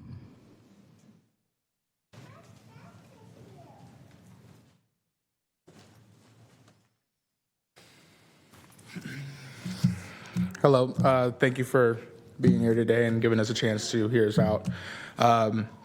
I work in the environmental utilities for the city of Roseville, which is just northeast of this property. And we are building properties left and right out there. Here soon, we are going to be right to the backside of that. So like they were saying, it is going to be a more residential property. I work for the wastewater department, and there is enough complaints on just the wastewater department that we get on a daily basis for the smell that has an effect on the properties. I can't imagine what this is going to bring for the rest of it. When buildings start coming around, people are going to have problems with that. Like my wife said, our kids do play outside every day. We have a rule that our kids do not sit and watch TV all day. They watch no more than 30 minutes a day. The rest of the time is outside, and we're strong about that. This is going to cause a problem to where if our kids can't come outside to go and play on their own property, then what? We're forced to leave our house to go and take them to a park where we have our property at home, where they should be able to go outside and play freely, not have to like put a mask on to breathe. At the end of the day, the decision is going to be your guys's. Like I said, I appreciate you guys hearing us. I just hope that with all the factors, they do come into play. They're going to end up putting all their carcasses in a dumpster. I on the side, I do a hauling business. A goat is so big, it'll take like 2.5 weeks to fill that up. So does that mean that it's going to sit there and heat and liquid the blood out of the dumpsters? We've all been around dumpsters. The liquid still falls out of there. So how are we containing all of that as well? Thank you for your time. Appreciate it. Next commenter is Roxana Peralta Rossin. Hi, my name is Roxana Peralta Rossin, and I've been sworn. I urge you to vote no on this disgusting proposal and choose a more respectful and sustainable future for our community. This is about more than the legality of land use. It's about the kind of future we want to build. We can choose to invest in compassion and sustainability, or we can choose violence, killing, pollution, and permanent damage to our community. I volunteer at a nonprofit animal sanctuary less than a mile from this proposed slaughterhouse, and every week I care for farmed animals who have survived neglect, abuse, and exploitation. We end up with the ones no one wants from these people because they've been so neglected and mistreated that their bones are infected, their broken limbs are dangling from their bodies, and they weigh so much because they've been bred to grow so big and so fast that they can't even support the weight of their own bodies. This is animal agriculture. This is exploitation and abuse. Is this the direction you want our community to take? These animals are not commodities. They're individuals. They value their lives just as we value ours. Humane slaughter is an oxymoron and a lie. So-called humane methods include electrical stunning and throat slitting, bolt guns to the head, and gas chambers. Does that sound humane to you? No one in our community needs to be killing others. Our community has abundant food choices that do not require building another facility dedicated to killing animals. At a time when society is increasingly embracing sustainability and respect for all living beings, our community should move forward, not backward. Please vote no on this proposal. And if you oppose this project, but you eat animals and their secretions, that is hypocrisy and evil.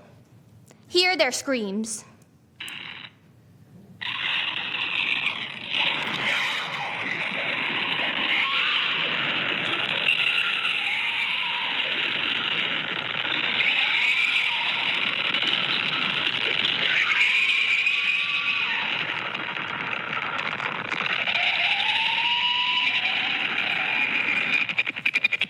Thank you very much. The next commenter is Pam Walton. I appreciate your passion, young lady. Thank you for being here.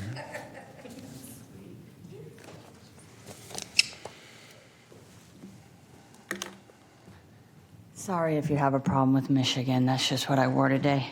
My name is Pam Walton. Good evening.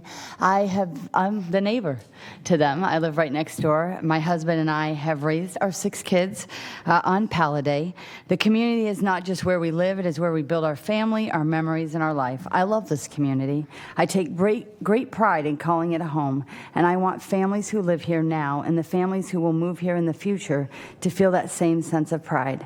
I understand that change is coming. I don't like it, but change is coming to every city that I have driven by.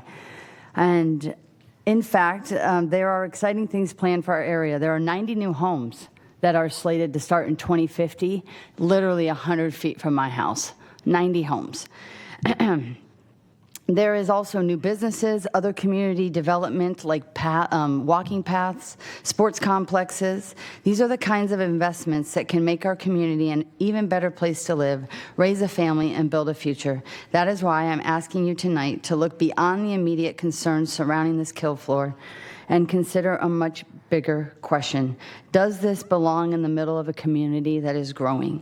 There are concerns about roads. I did pave mine. I spent $22,000 to pave it from the city all the way to the end of my, that everyone uses beyond me. So I've paid the money for that. Once this facility is here, it becomes part of the community and part of its identity. What message does that send to the families considering purchasing from those new 90 homes that are coming? What does it mean for businesses looking to invest here? What impact could it have on the sports complex, the walking trails, the parks, the property values, and other community ventures that are coming? Please do not look at whether this facility can operate here today. Please consider whether it belongs here tomorrow. Land use decisions can shape a community for decades. I oppose this kill floor, and I hope that you hear that our community has a future and we want it to be a safe and fun place.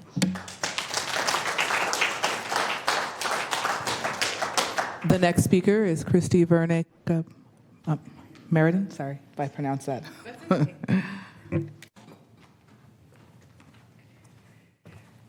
Hi there, I'm Christy Venrick Martin. I want to thank you guys for listening to us, and hopefully everything the CPAC lady said represents our community. We are less and less rural. We're expecting housing is coming in to Alberta from Roseville. We also have a Alberta-specific plan that could allow up to 4,500 houses in our very small area. And Palladay is expected to continue into Roseville pretty soon here. This is going going to be a neighborhoods with park, with children playing, hopefully outside like our other neighbors mentioned. And this is making it a place that you don't want to buy housing in, that you don't want your children playing in that park. And so the community, as you've heard with the CPAC, hundreds of people came out that original CPAC meeting to oppose it. Unfortunately, 5:30 on a Monday outside of Rio Linda in Alberta did not allow that. You guys are probably grateful because there was a lot of people. But the community has been out, they've been supporting it. I've been at every single one of these meetings. Every meeting, the person who is putting this on, the kill floor gentleman, changes his answers, and he's going to tell you that he only picked 30 because the CPAC told him that he had to pick a number. But he didn't pick 5, he didn't pick 6, he picked 30, and he's going to tell you that it was only because, and then every time somebody in the community mentions opposing, we hear snickers, smirks, laughs from him as if this is a joke to him. And he has told us at the last zoning meeting that he talked to his neighbors. All the neighbors have come up and said, no, we have not been in communication with them. We are a rural area, and I bet he could have got his neighbors on board, but instead he chooses to not communicate with us and continue to laugh. I heard him smirk when I was talking, or I heard him laugh when I was talking, and we just want you to listen to the community as we ask you to say no to this. Thank you so much. The next speaker is Olivia Zeider.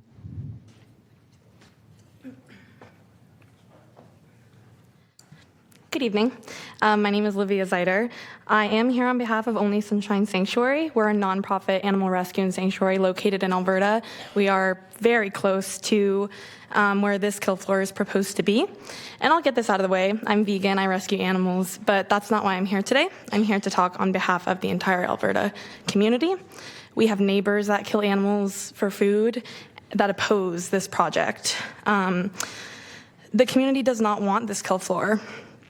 Our small two-lane country roads are not equipped for this operation, even if it's labeled as small scale.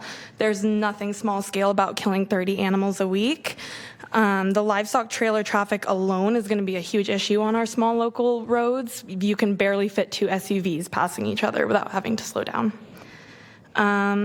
Allowing this project to pass would also likely lead to a decrease in home values, which I know a lot of people have talked about. Not only are new homes coming in, but their values will decrease knowing that there's a slaughterhouse in the general vicinity. Another huge issue that I know a lot of people have talked on is the drinking water. Most of the residents in the general area are on the same water table and rely on well water. Even if they are, they talked about removing the wastewater and all that. Slaughterhouses are disgusting. Animals are gross. I work with them. It's really hard to keep areas completely clean. And killing them is even the next level. Keeping them alive is dirty. So our communities truly need more sanctuaries, not more slaughterhouses. Slaughterhouse workers have some of the highest injury rates and drug addiction rates out of all jobs. I can't blame them. Can you imagine killing animals all day? So I just feel like even if you don't care about animals, what this is doing to our broader community is just not okay. And we need to keep Alberta small, local, rural, and the community clearly doesn't want it. So the community doesn't need it. Thank you. Thank you. The next speaker is Pa Walty. Going once. Going. Nope, that's not him. The next speaker is Agnes Milner.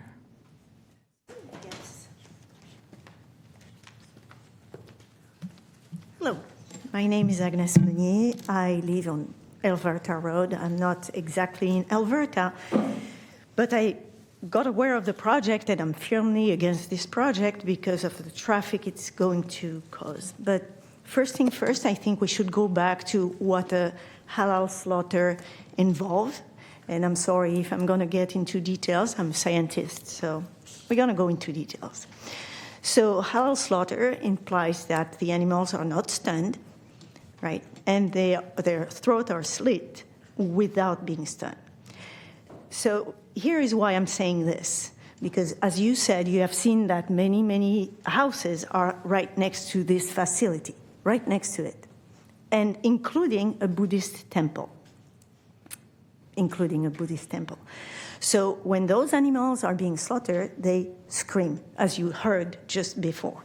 So you're going to have kids, like 6-year-old, 4 years old, that are going to grow in backyards, hearing those screams every day, smelling those smells every day, and potentially risking everything, because if, God forbid, something happens and there is a leak, then they are going to be affected by the whole safety problems that are going to ensue.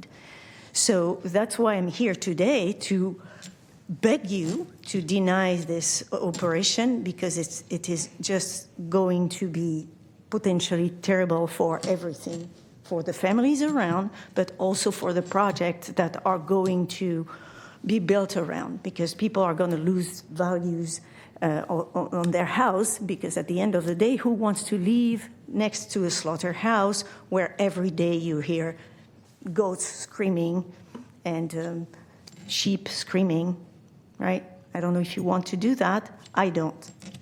Thank you.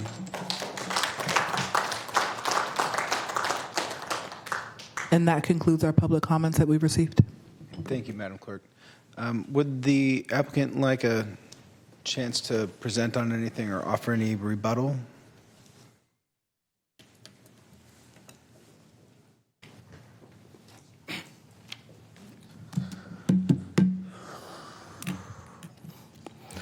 Good evening, Commissioners. My name is Bahadur Amiri. I am the applicant for this project. It's a lot to take, honestly. This is the third meeting. You know, it's not easy when you're just by yourself and the whole community comes against you. I literally asked the project manager, I say, can I attend this meeting via Zoom? Because that's how I felt, hurt so much. A lot of people doing a lot of businesses. Many people don't like alcohol, but they're living right across by the alcohol shop, by the smoke shop, by the other. I did not do anything illegal.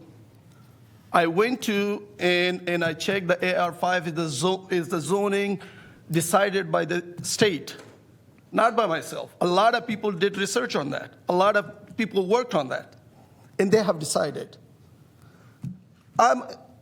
They had 14 comments. Out of 14 comments, what was among all of them the same? The noise, the contamination and all that. We have talked about that. It's going to be sealed tank. It's going to be, the rendering company is going to be taking. A lot of them were worried about the road. I saw only three or four of my neighbor who lives on Palladay Road. The rest of them literally a mile, even more away. And one of my neighbors, two of them, they live right behind my property. It's a 20-acre property. And this operation is not going to happen in the middle of yard. It's going to be inside the building. And that building will be inspected by the building department. That building will be inspected by the CDFA guys. Before I even applied for the permit, the CDFA 2 inspector, I came and I sent their business card to the project manager. They came and they inspected and they said, I'm not the first one building a kill floor, our slaughterhouse.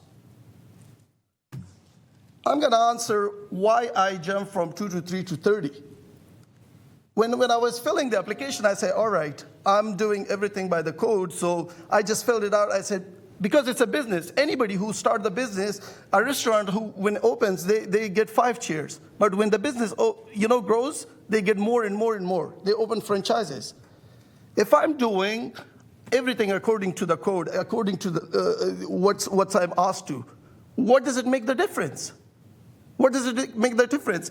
If you guys are a lot worried about the road, okay, I'm not going to bring 30, whatever is the weight limit, I'm going to just follow that rule. But no, you guys are not worried about the road. It's only one thing. I respect for that. If I would have been one of them, maybe I would have thought the same way. They're worried about the value of their property. I have repeated myself so many times. It's going to be inside the building. Literally the building is in the middle of 20-acre lot. And the operation was going to happen inside. The walls will be insulated. It'll be checked by the building department, by CDFA. How far you can hear that? The CPAC lady, when they denied it, she told me specifically, she did not deny that by the operation. She denied it because, not she only herself, but the whole community, because they said the county did not provide enough information. That's why it was denied. And that's why they left the motion. So my point is, I understand their concerns, and I have respect for that. But why, if the place is already designated for the kill floor, slaughterhouse, and I'm doing everything what I'm asked to, then what's the problem? Every time someone tells me move to Reno, open it in Reno, why? I have bought that property. Why should I move? Every time a whole community, someone made their agenda, like throwing the calling people, sending the mails to other neighbors, come against this guy. Because he's changed, he's new, he's not like one of us. Why? I'm so tired of it. It's like every time you come, same questions. Every time, same question. Okay, if it's concern, you said the concern. And one of the my neighbor, I would say, they say I was smirking and all that. No, why I would smirk?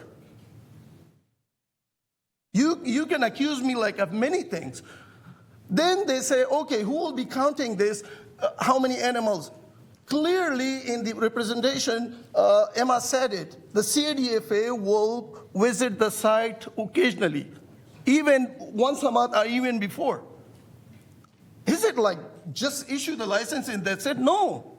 Here's in rural regulation, everybody must file. Other people were concerned, okay, when my kids see the slaughter, how that going to happen? One of their neighbors said it. Everybody has a property and they kill once in a while in their property because it's a rural area. Then what about that time? What about the smell at that time? I'm repeating myself. It's not going to be outside. It's going to be inside the building according to what I'm asked to. Stainless steel, tile floor, insulated walls, everything inside. The water is going to go to a sealed tank, and it's going to be taken away. The waste is going to go to another tank, it's going to be taken away. I'm so sorry if my voice was a little bit raised. I apologize. But honestly, I'm just tired of it. It's just too much to take. I'm so sorry, guys. Thank you for giving me the time, and I respect my neighbors. Yeah. I respect their concerns, but it's too much when someone's directly call your project disgusting, call your what you're doing is not good. Go away from here to Reno and all that. That's not fair. Yeah. Thanks for your time, and I'm so sorry if I raise my voice. Thank you. Your passion is understood. Don't go too far. We might have some questions for you, though. Absolutely. So. Actually, I have a few. Yes. Okay. As part of the requirements for this process, CDFA requires you to have a on-site inspector.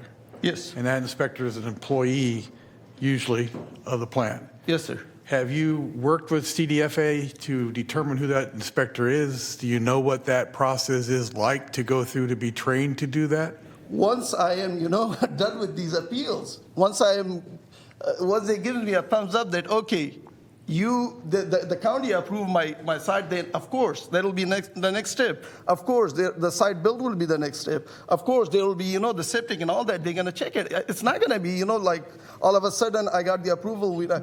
Emma clearly said it. No, it needs to, before I start the operation, all must be inspected. I'm just trying to get a sense of whether you have a general idea of what that process is going to be like. I have no idea. But definitely there will be a process for it. And whatever is the process, I am good to go, just work with it. That's all I have. I don't have any questions for the applicant. I have questions for staff. Okay. Any question for the applicant? Thank you, Mr. Mary. I want to add one more thing. I'm like, even they mentioned that like 3 to 30. I'm totally against that. It's from my understanding, you are forcing someone to do something that you didn't like. What I'm saying, if I'm doing everything according to what you asked me, I shouldn't be told how many I have to do. If you are concerned about weight limit, yes, definitely you can do that. But slaughter, there shouldn't be a limit. From my understanding, we're not going to get that 30, but the general understanding, why? Just tell me why 30, why I have to stop there. If I'm not doing the following the legal way, it's the same thing between 1 and 30. It's the same thing, just a general concept. Thank you, guys. Thank you, Commissioner. Questions for staff? Yes, I have a couple. Is that okay? So the applicant will be working with the California Department of Food and Ag. EMD, is EMD involved? Okay, just making sure. That's environmental management. What's the D department? And then, so the building, it'll be inside where they conduct the slaughters. And it's inside the building with it's ventilated, I'm assuming, and all of the requirements. It's CDFA requirements, correct? So the county building department, building permits and inspections, BPI, will do the building permits for interior improvements, and as well as any exterior that may be required, which are not currently anticipated, but should they arise, there is a condition of approval that says if you do need exterior improvements, go through that process as well. So the building permit and inspections department will handle overseeing of the physical improvements of the building, but those physical improvements will have to meet the appropriate standards of the California Code of Regulations for sanitary handling and storage of waste. So environmental management will handle, basically there's 3 different agencies involved for different aspects. BPI and EMD, Building Permits and Inspections and Environmental Management Department, are county agencies, and then CDFA kind of just establishes the regulations and then oversees the ongoing operation. And the permit, how long is the timeline? Do they have it forever? So use permits do run with the land. It is in perpetuity. There is a clause that says if they violate any of the conditions of approval, it could be revoked. But they have to meet the conditions of approval. They have to go get their CDFA license. They have to do the improvements to the building. They have to install the tank. All of those requirements have to be met before the county will issue a building permit, before the county will issue a business license, and before CDFA will issue a custom livestock slaughter establishment license. So there are multiple agencies that are going to be doing several rounds of inspections before all of the permits coalesce together, are issued and approved to allow them to begin operation. And last question. I went online to look for the Ag Advisory Committee's minutes to see if they were there, to see what they said about it, but I didn't find any. So can you summarize what they said about why they denied the project? Or, yeah, definitely. So in both our Board of Zoning Appeals staff report and the original zoning administrator staff report did provide a brief overview of the Agricultural Advisory Committee's review.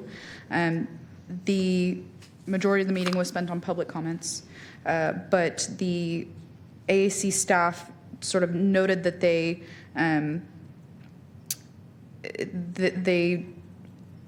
appreciated the applicant responding to the CPAC's concerns by establishing that maximum cap and trying to address some of those other things. But they felt that the applicant could further address a lot of the CPAC's concerns by being more familiar with the state regulations and communicating those more readily to the CPAC, which happened prior to the AAC, as well as to the community. And so it was my understanding of the AAC's concerns were more that they felt the applicant had a ways to go in terms of understanding licensure of CDFA and operation. As I mentioned a minute ago, the applicant has to follow those procedures before they can start operating, so that's something they will have to learn about as they go through that CDFA process. My understanding was not that the AAC had concerns about the facility's like compatibility with surrounding agriculture or anything like that. That was not the ultimate opinion that was expressed, to my understanding. Okay, and then in the maps, I noticed that the buildings that are currently existing are in the middle of the property. It's kind of L-shaped, and they're pretty much in the middle. There's kind of like a long driveway, so that those are the buildings that they plan to use to convert to the. That's correct. They are not proposing to construct any new buildings at this time. There is one approximately 365 square foot barn that is in the general location you described that would be converted. Were the applicant to ever want to propose a new building in the future, they would have to come back in and go through the entitlement process again to revise, to do an amendment to their use permit. Okay, I think that's all my questions. Thank you. Any other questions for staff? Just, so basically, what you're describing is the normal building process for any kind of a business. That they have to go through the process to get the permits, they have to go through all the planning, the inspections, and everything else, correct? That's kind of what you're describing? That's correct. Even though there isn't a new building proposed, the improvements themselves will trigger permits and an inspection process to the existing building. The overall review of their operations as they're up and running, and maybe I'm asking the wrong person, but are we basing this that's all going to be governed under CDFA? So the slaughter process, handling of waste, handling of food product, inspections for sanitation purposes, basically the food chain part of it would be, yes, it's all regulated by California Code of Regulations and inspected by CDFA. The land use operations, so if they were to ever operate outside of their business hours as set forth by the conditions, exceed their 30 slaughters per week, anything that's sort of land use regulations set forth in the conditions of approval, that would be the county's purview, and that would be done as part of the regular code enforcement process. So those, if there were a complaint, it would be handled by code enforcement. Okay, then the typical process. For complaints, yes. Yeah, okay, thank you. Any other questions for staff? I guess just briefly as to the 30.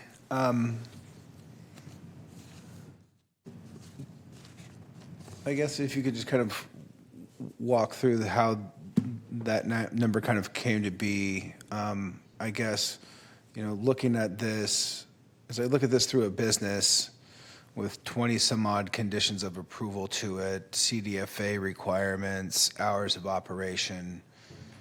I mean, also whatever 375 square feet, 400 square feet. There's a functional kind of throughput, if you will, that can only be done. I mean, he couldn't process 2,000 animals a day through there, right? It's too small of a facility.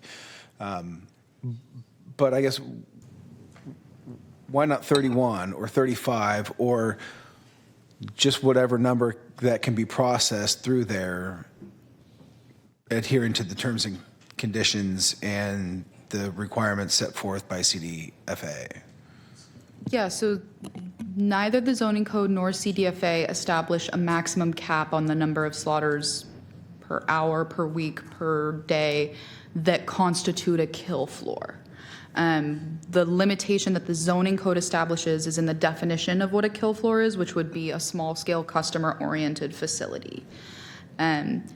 Staff between the CPAC meeting and the AAC meeting, after hearing the CPAC's feedback about looking not for an average, but for a true understanding of what the maximum slaughters would be, went to the applicant and said, hey, you know what your business goals are, what your business operation plan is.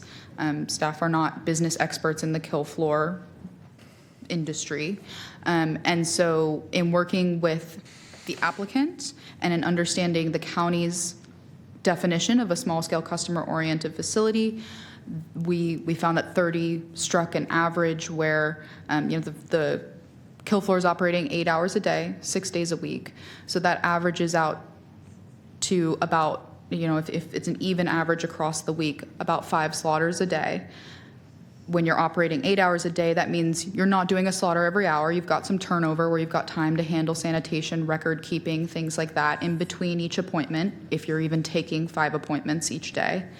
And staff, between looking at the county definition, talking to the applicant about their business plan and their business operations, felt that this was a appropriate average that would meet that small scale facility definition. Okay.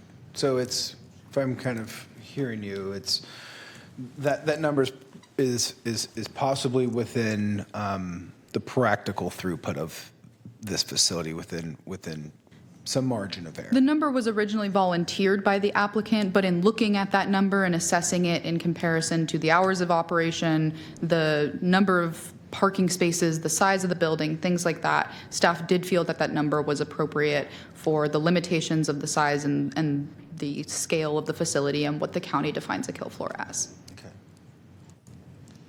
Any other questions for staff? Okay.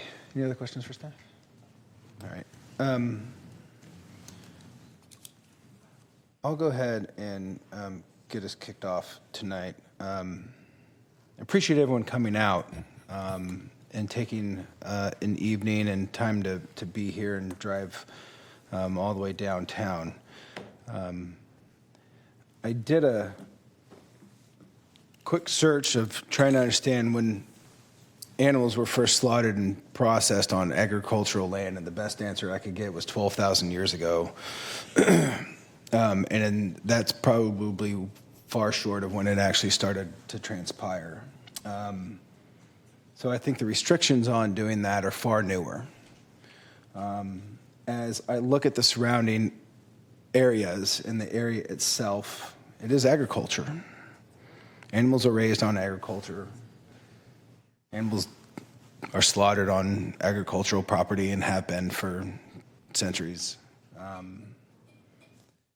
And as I look at this project, I believe that it certainly does fit in within the rural agricultural broader community. We are and have claimed to be farm to fork and the farm to fork capital of the world. However, one of the probably biggest gaps within that farm to fork is the actual acquiring and harvesting of meat that is locally sourced. You talk to chefs, you talk to other people that follow this, and it is one of the gaps. And I'm not sure how many people in the audience or on the dais have seen an animal slaughtered in halal. I have. It was in a celebratory event. And I think it's part of tradition and practice and custom of a second largest religion in the world. And to that, I'll be supporting the applicant and not supporting the appeal of this project. So is that a motion you're making? No, or? that is not a motion. If Yeah, it would necessarily make a motion, when appropriate. But. It would kind of help to know which way tentatively you're leaning so that we can figure out how the findings are going to work, and also if it ends up being 2-2, what we should do in that circumstance. Okay, well, I'll follow up. Having been a CDFA meat processing inspector. You're just now dropping that on us? And having gone through that very significant training and being responsible for all that, that's a very arduous thing to do.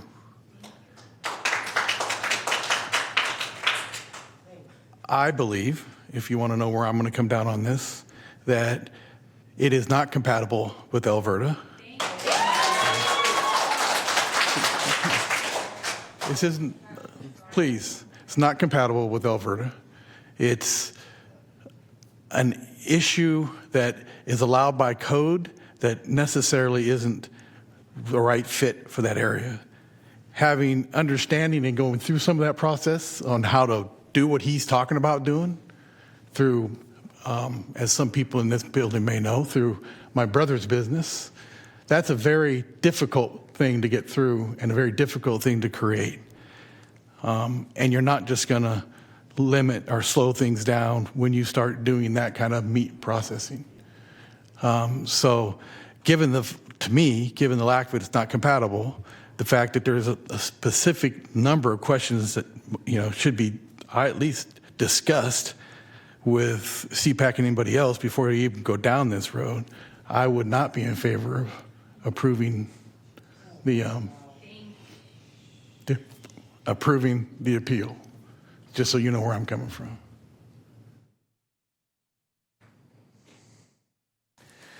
First of all, thank you everyone for being here. Applicant, the appellant, the individuals who came about 25 to 30 minutes down Alberta to 99. It's exactly where I went today.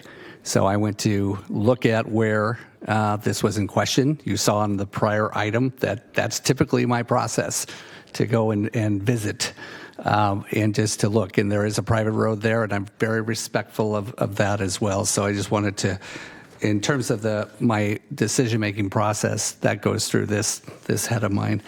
A number of things Director Verga shared my concern as well about the process involved in even doing this work, getting approved by CDFA.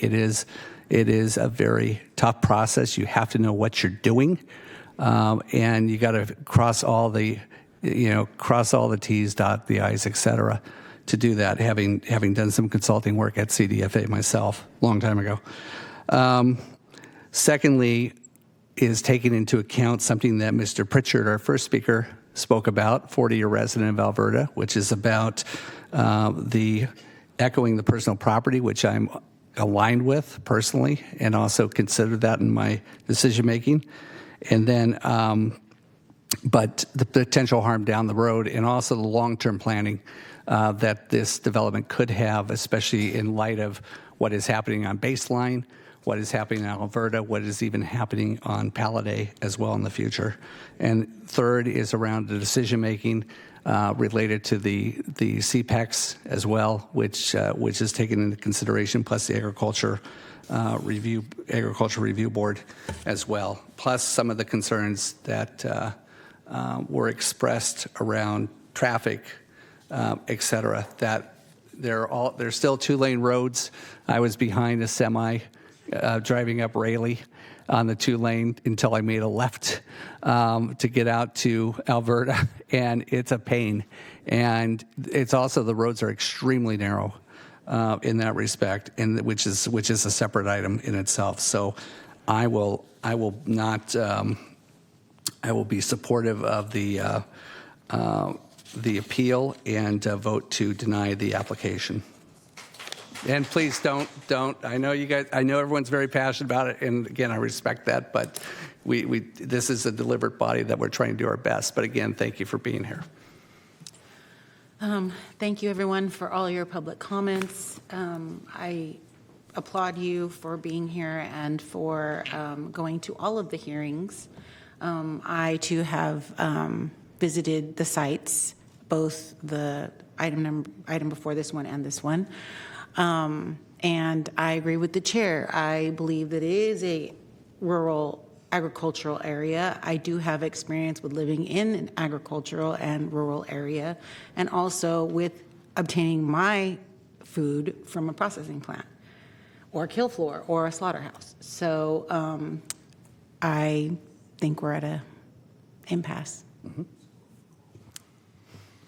Okay, so it's 2-2. As you know, you need 3 votes to take action. So without Commissioner Borja here, we can't get to 3 votes one way or the other. So, okay, before making my recommendation, I guess I'd say if there was a motion and it failed, you can't get enough votes to grant the appeal. Bill, sorry, really quick. The zoning code for the Board of Zoning Appeals, it does state that notwithstanding any provisions to the contrary of this code, if a vote of the members of the Board of Zoning Appeals results in a 2-2 tie vote, the matter is denied, and all actions of the Board of Zoning Appeals shall be final for all purposes. Hold on, can you Okay, hang on a second. Yeah. It's zoning code section 613D3. Kimber, if you could just restate this, the substantive portion of that related to. So so under the Board of Zoning Appeals, under action, it says the Board of Zoning Appeals may review the entire proceeding or proceedings relating to the act or decision being appealed, and in the process of such review may rehear the matter de novo and make any order it deems just and equitable, including the granting of any permit. Notwithstanding any provisions to the contrary of this code, if a vote of the members of the Board of Zoning Appeals results in a 2-2 tie vote, the matter is denied. All actions of the Board of Zoning Appeals shall be final for all purposes. Yeah. So what's denied? So if we could, hold on. It says if there's a 2-2 tie, then the effect is the matter is denied. But the appeal would be. I construe that as being the appeal being denied. Right. Okay, so you still have the option of continuing this to get a full commission. I would recommend. I'd recommend continuing it as well. I don't have a stomach for it. I don't think we should. That's just my opinion. Continue the item. Yeah, I'm kind of with you on that. Hearings and. Well, we would just redo this again. Correct, and there is precedent for taking items into account when there has been a 2-2 impasse. Correct, Mr. Burke? Well, what we'll do is we're going to contact Commissioner Borja. We're going to make sure he views the video of this hearing. So we're not going to have to redo the entire hearing. He'll be aware. Correct. If we decided to continue the item. Yeah, if you decide to continue it. So did I answer your question or no? Yes, you did. Okay. Which we just did not too long ago. Pardon me? Which we just did not too long ago. Yes, we did. Yeah, a couple months ago, we did. I wish that zoning code provision was a little more clear, but saying the matter is denied, Right. what the matter you're considering is the appeal. Mm-hmm. Okay, so I think it's cleaner record to have a full commission. I would recommend make a decision. continuance of this item. Is that a motion? It is a motion. Okay. I'll second it. Can we get a date?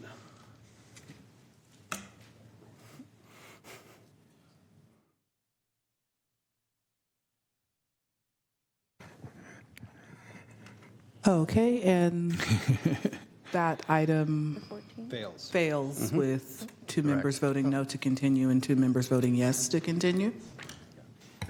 Evidently, it does fail. Okay. So I would make a motion to deny the appeal, adopting the findings set forth in the staff report. Well, okay, so the staff report has findings that would, that works though, doesn't it? You do have, yeah, you have findings that would deny the appeal and thereby approve the project. So go right ahead. That works. Is my motion clear enough? All right, thank you. So move to deny the appeal and adopting the findings as set forth in the staff report. Is there a second? Second.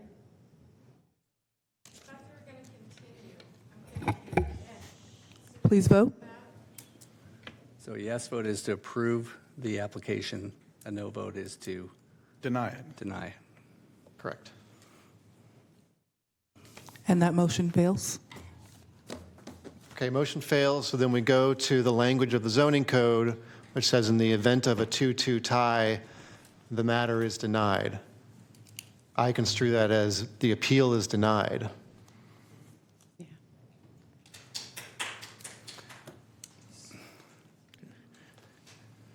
Okay. All right. But that's I believe process. that concludes that item. Our next item is item number 4, the Planning Director's Report. Nothing to report this evening. Thank you. Our next item is number 5, miscellaneous scheduling items, and the clerk's office has nothing to report. Thank you. Okay. I will be unavailable or away the 14th of September. No, The 14th of September? yeah, because we don't have a meeting on the 7th, because that's... No, we do not. So it's the 14th and the 28th. Okay. Okay. And the 28th or the I will be 29th? absent the 14th. Okay. Yes, also September 28th as well. Hold on a second, because Okay. I'm not 14th, sure. 28th? That works. I won't be here on the 28th. Okay, I will note that as well. And I'm sorry, Commissioner Rockenstein, did you say that you were going to be out in one of those days? You're good for both? Okay, thank you. I'm good for both. All right. And item number 6 is public comments, and we have not received any additional public comments. Can we go back to commissioners' availability for the next 2 hearings? It's pretty important. 14th, 28th, yes. You are. Yes. So Yes. Commissioner I'm out the Devlin, 14th. oh, yes. You're out the 14th, but here the 28th? Yep. And then, I'm here the 14th, but I'm out the 28th. Okay. Okay. So I have at least 3.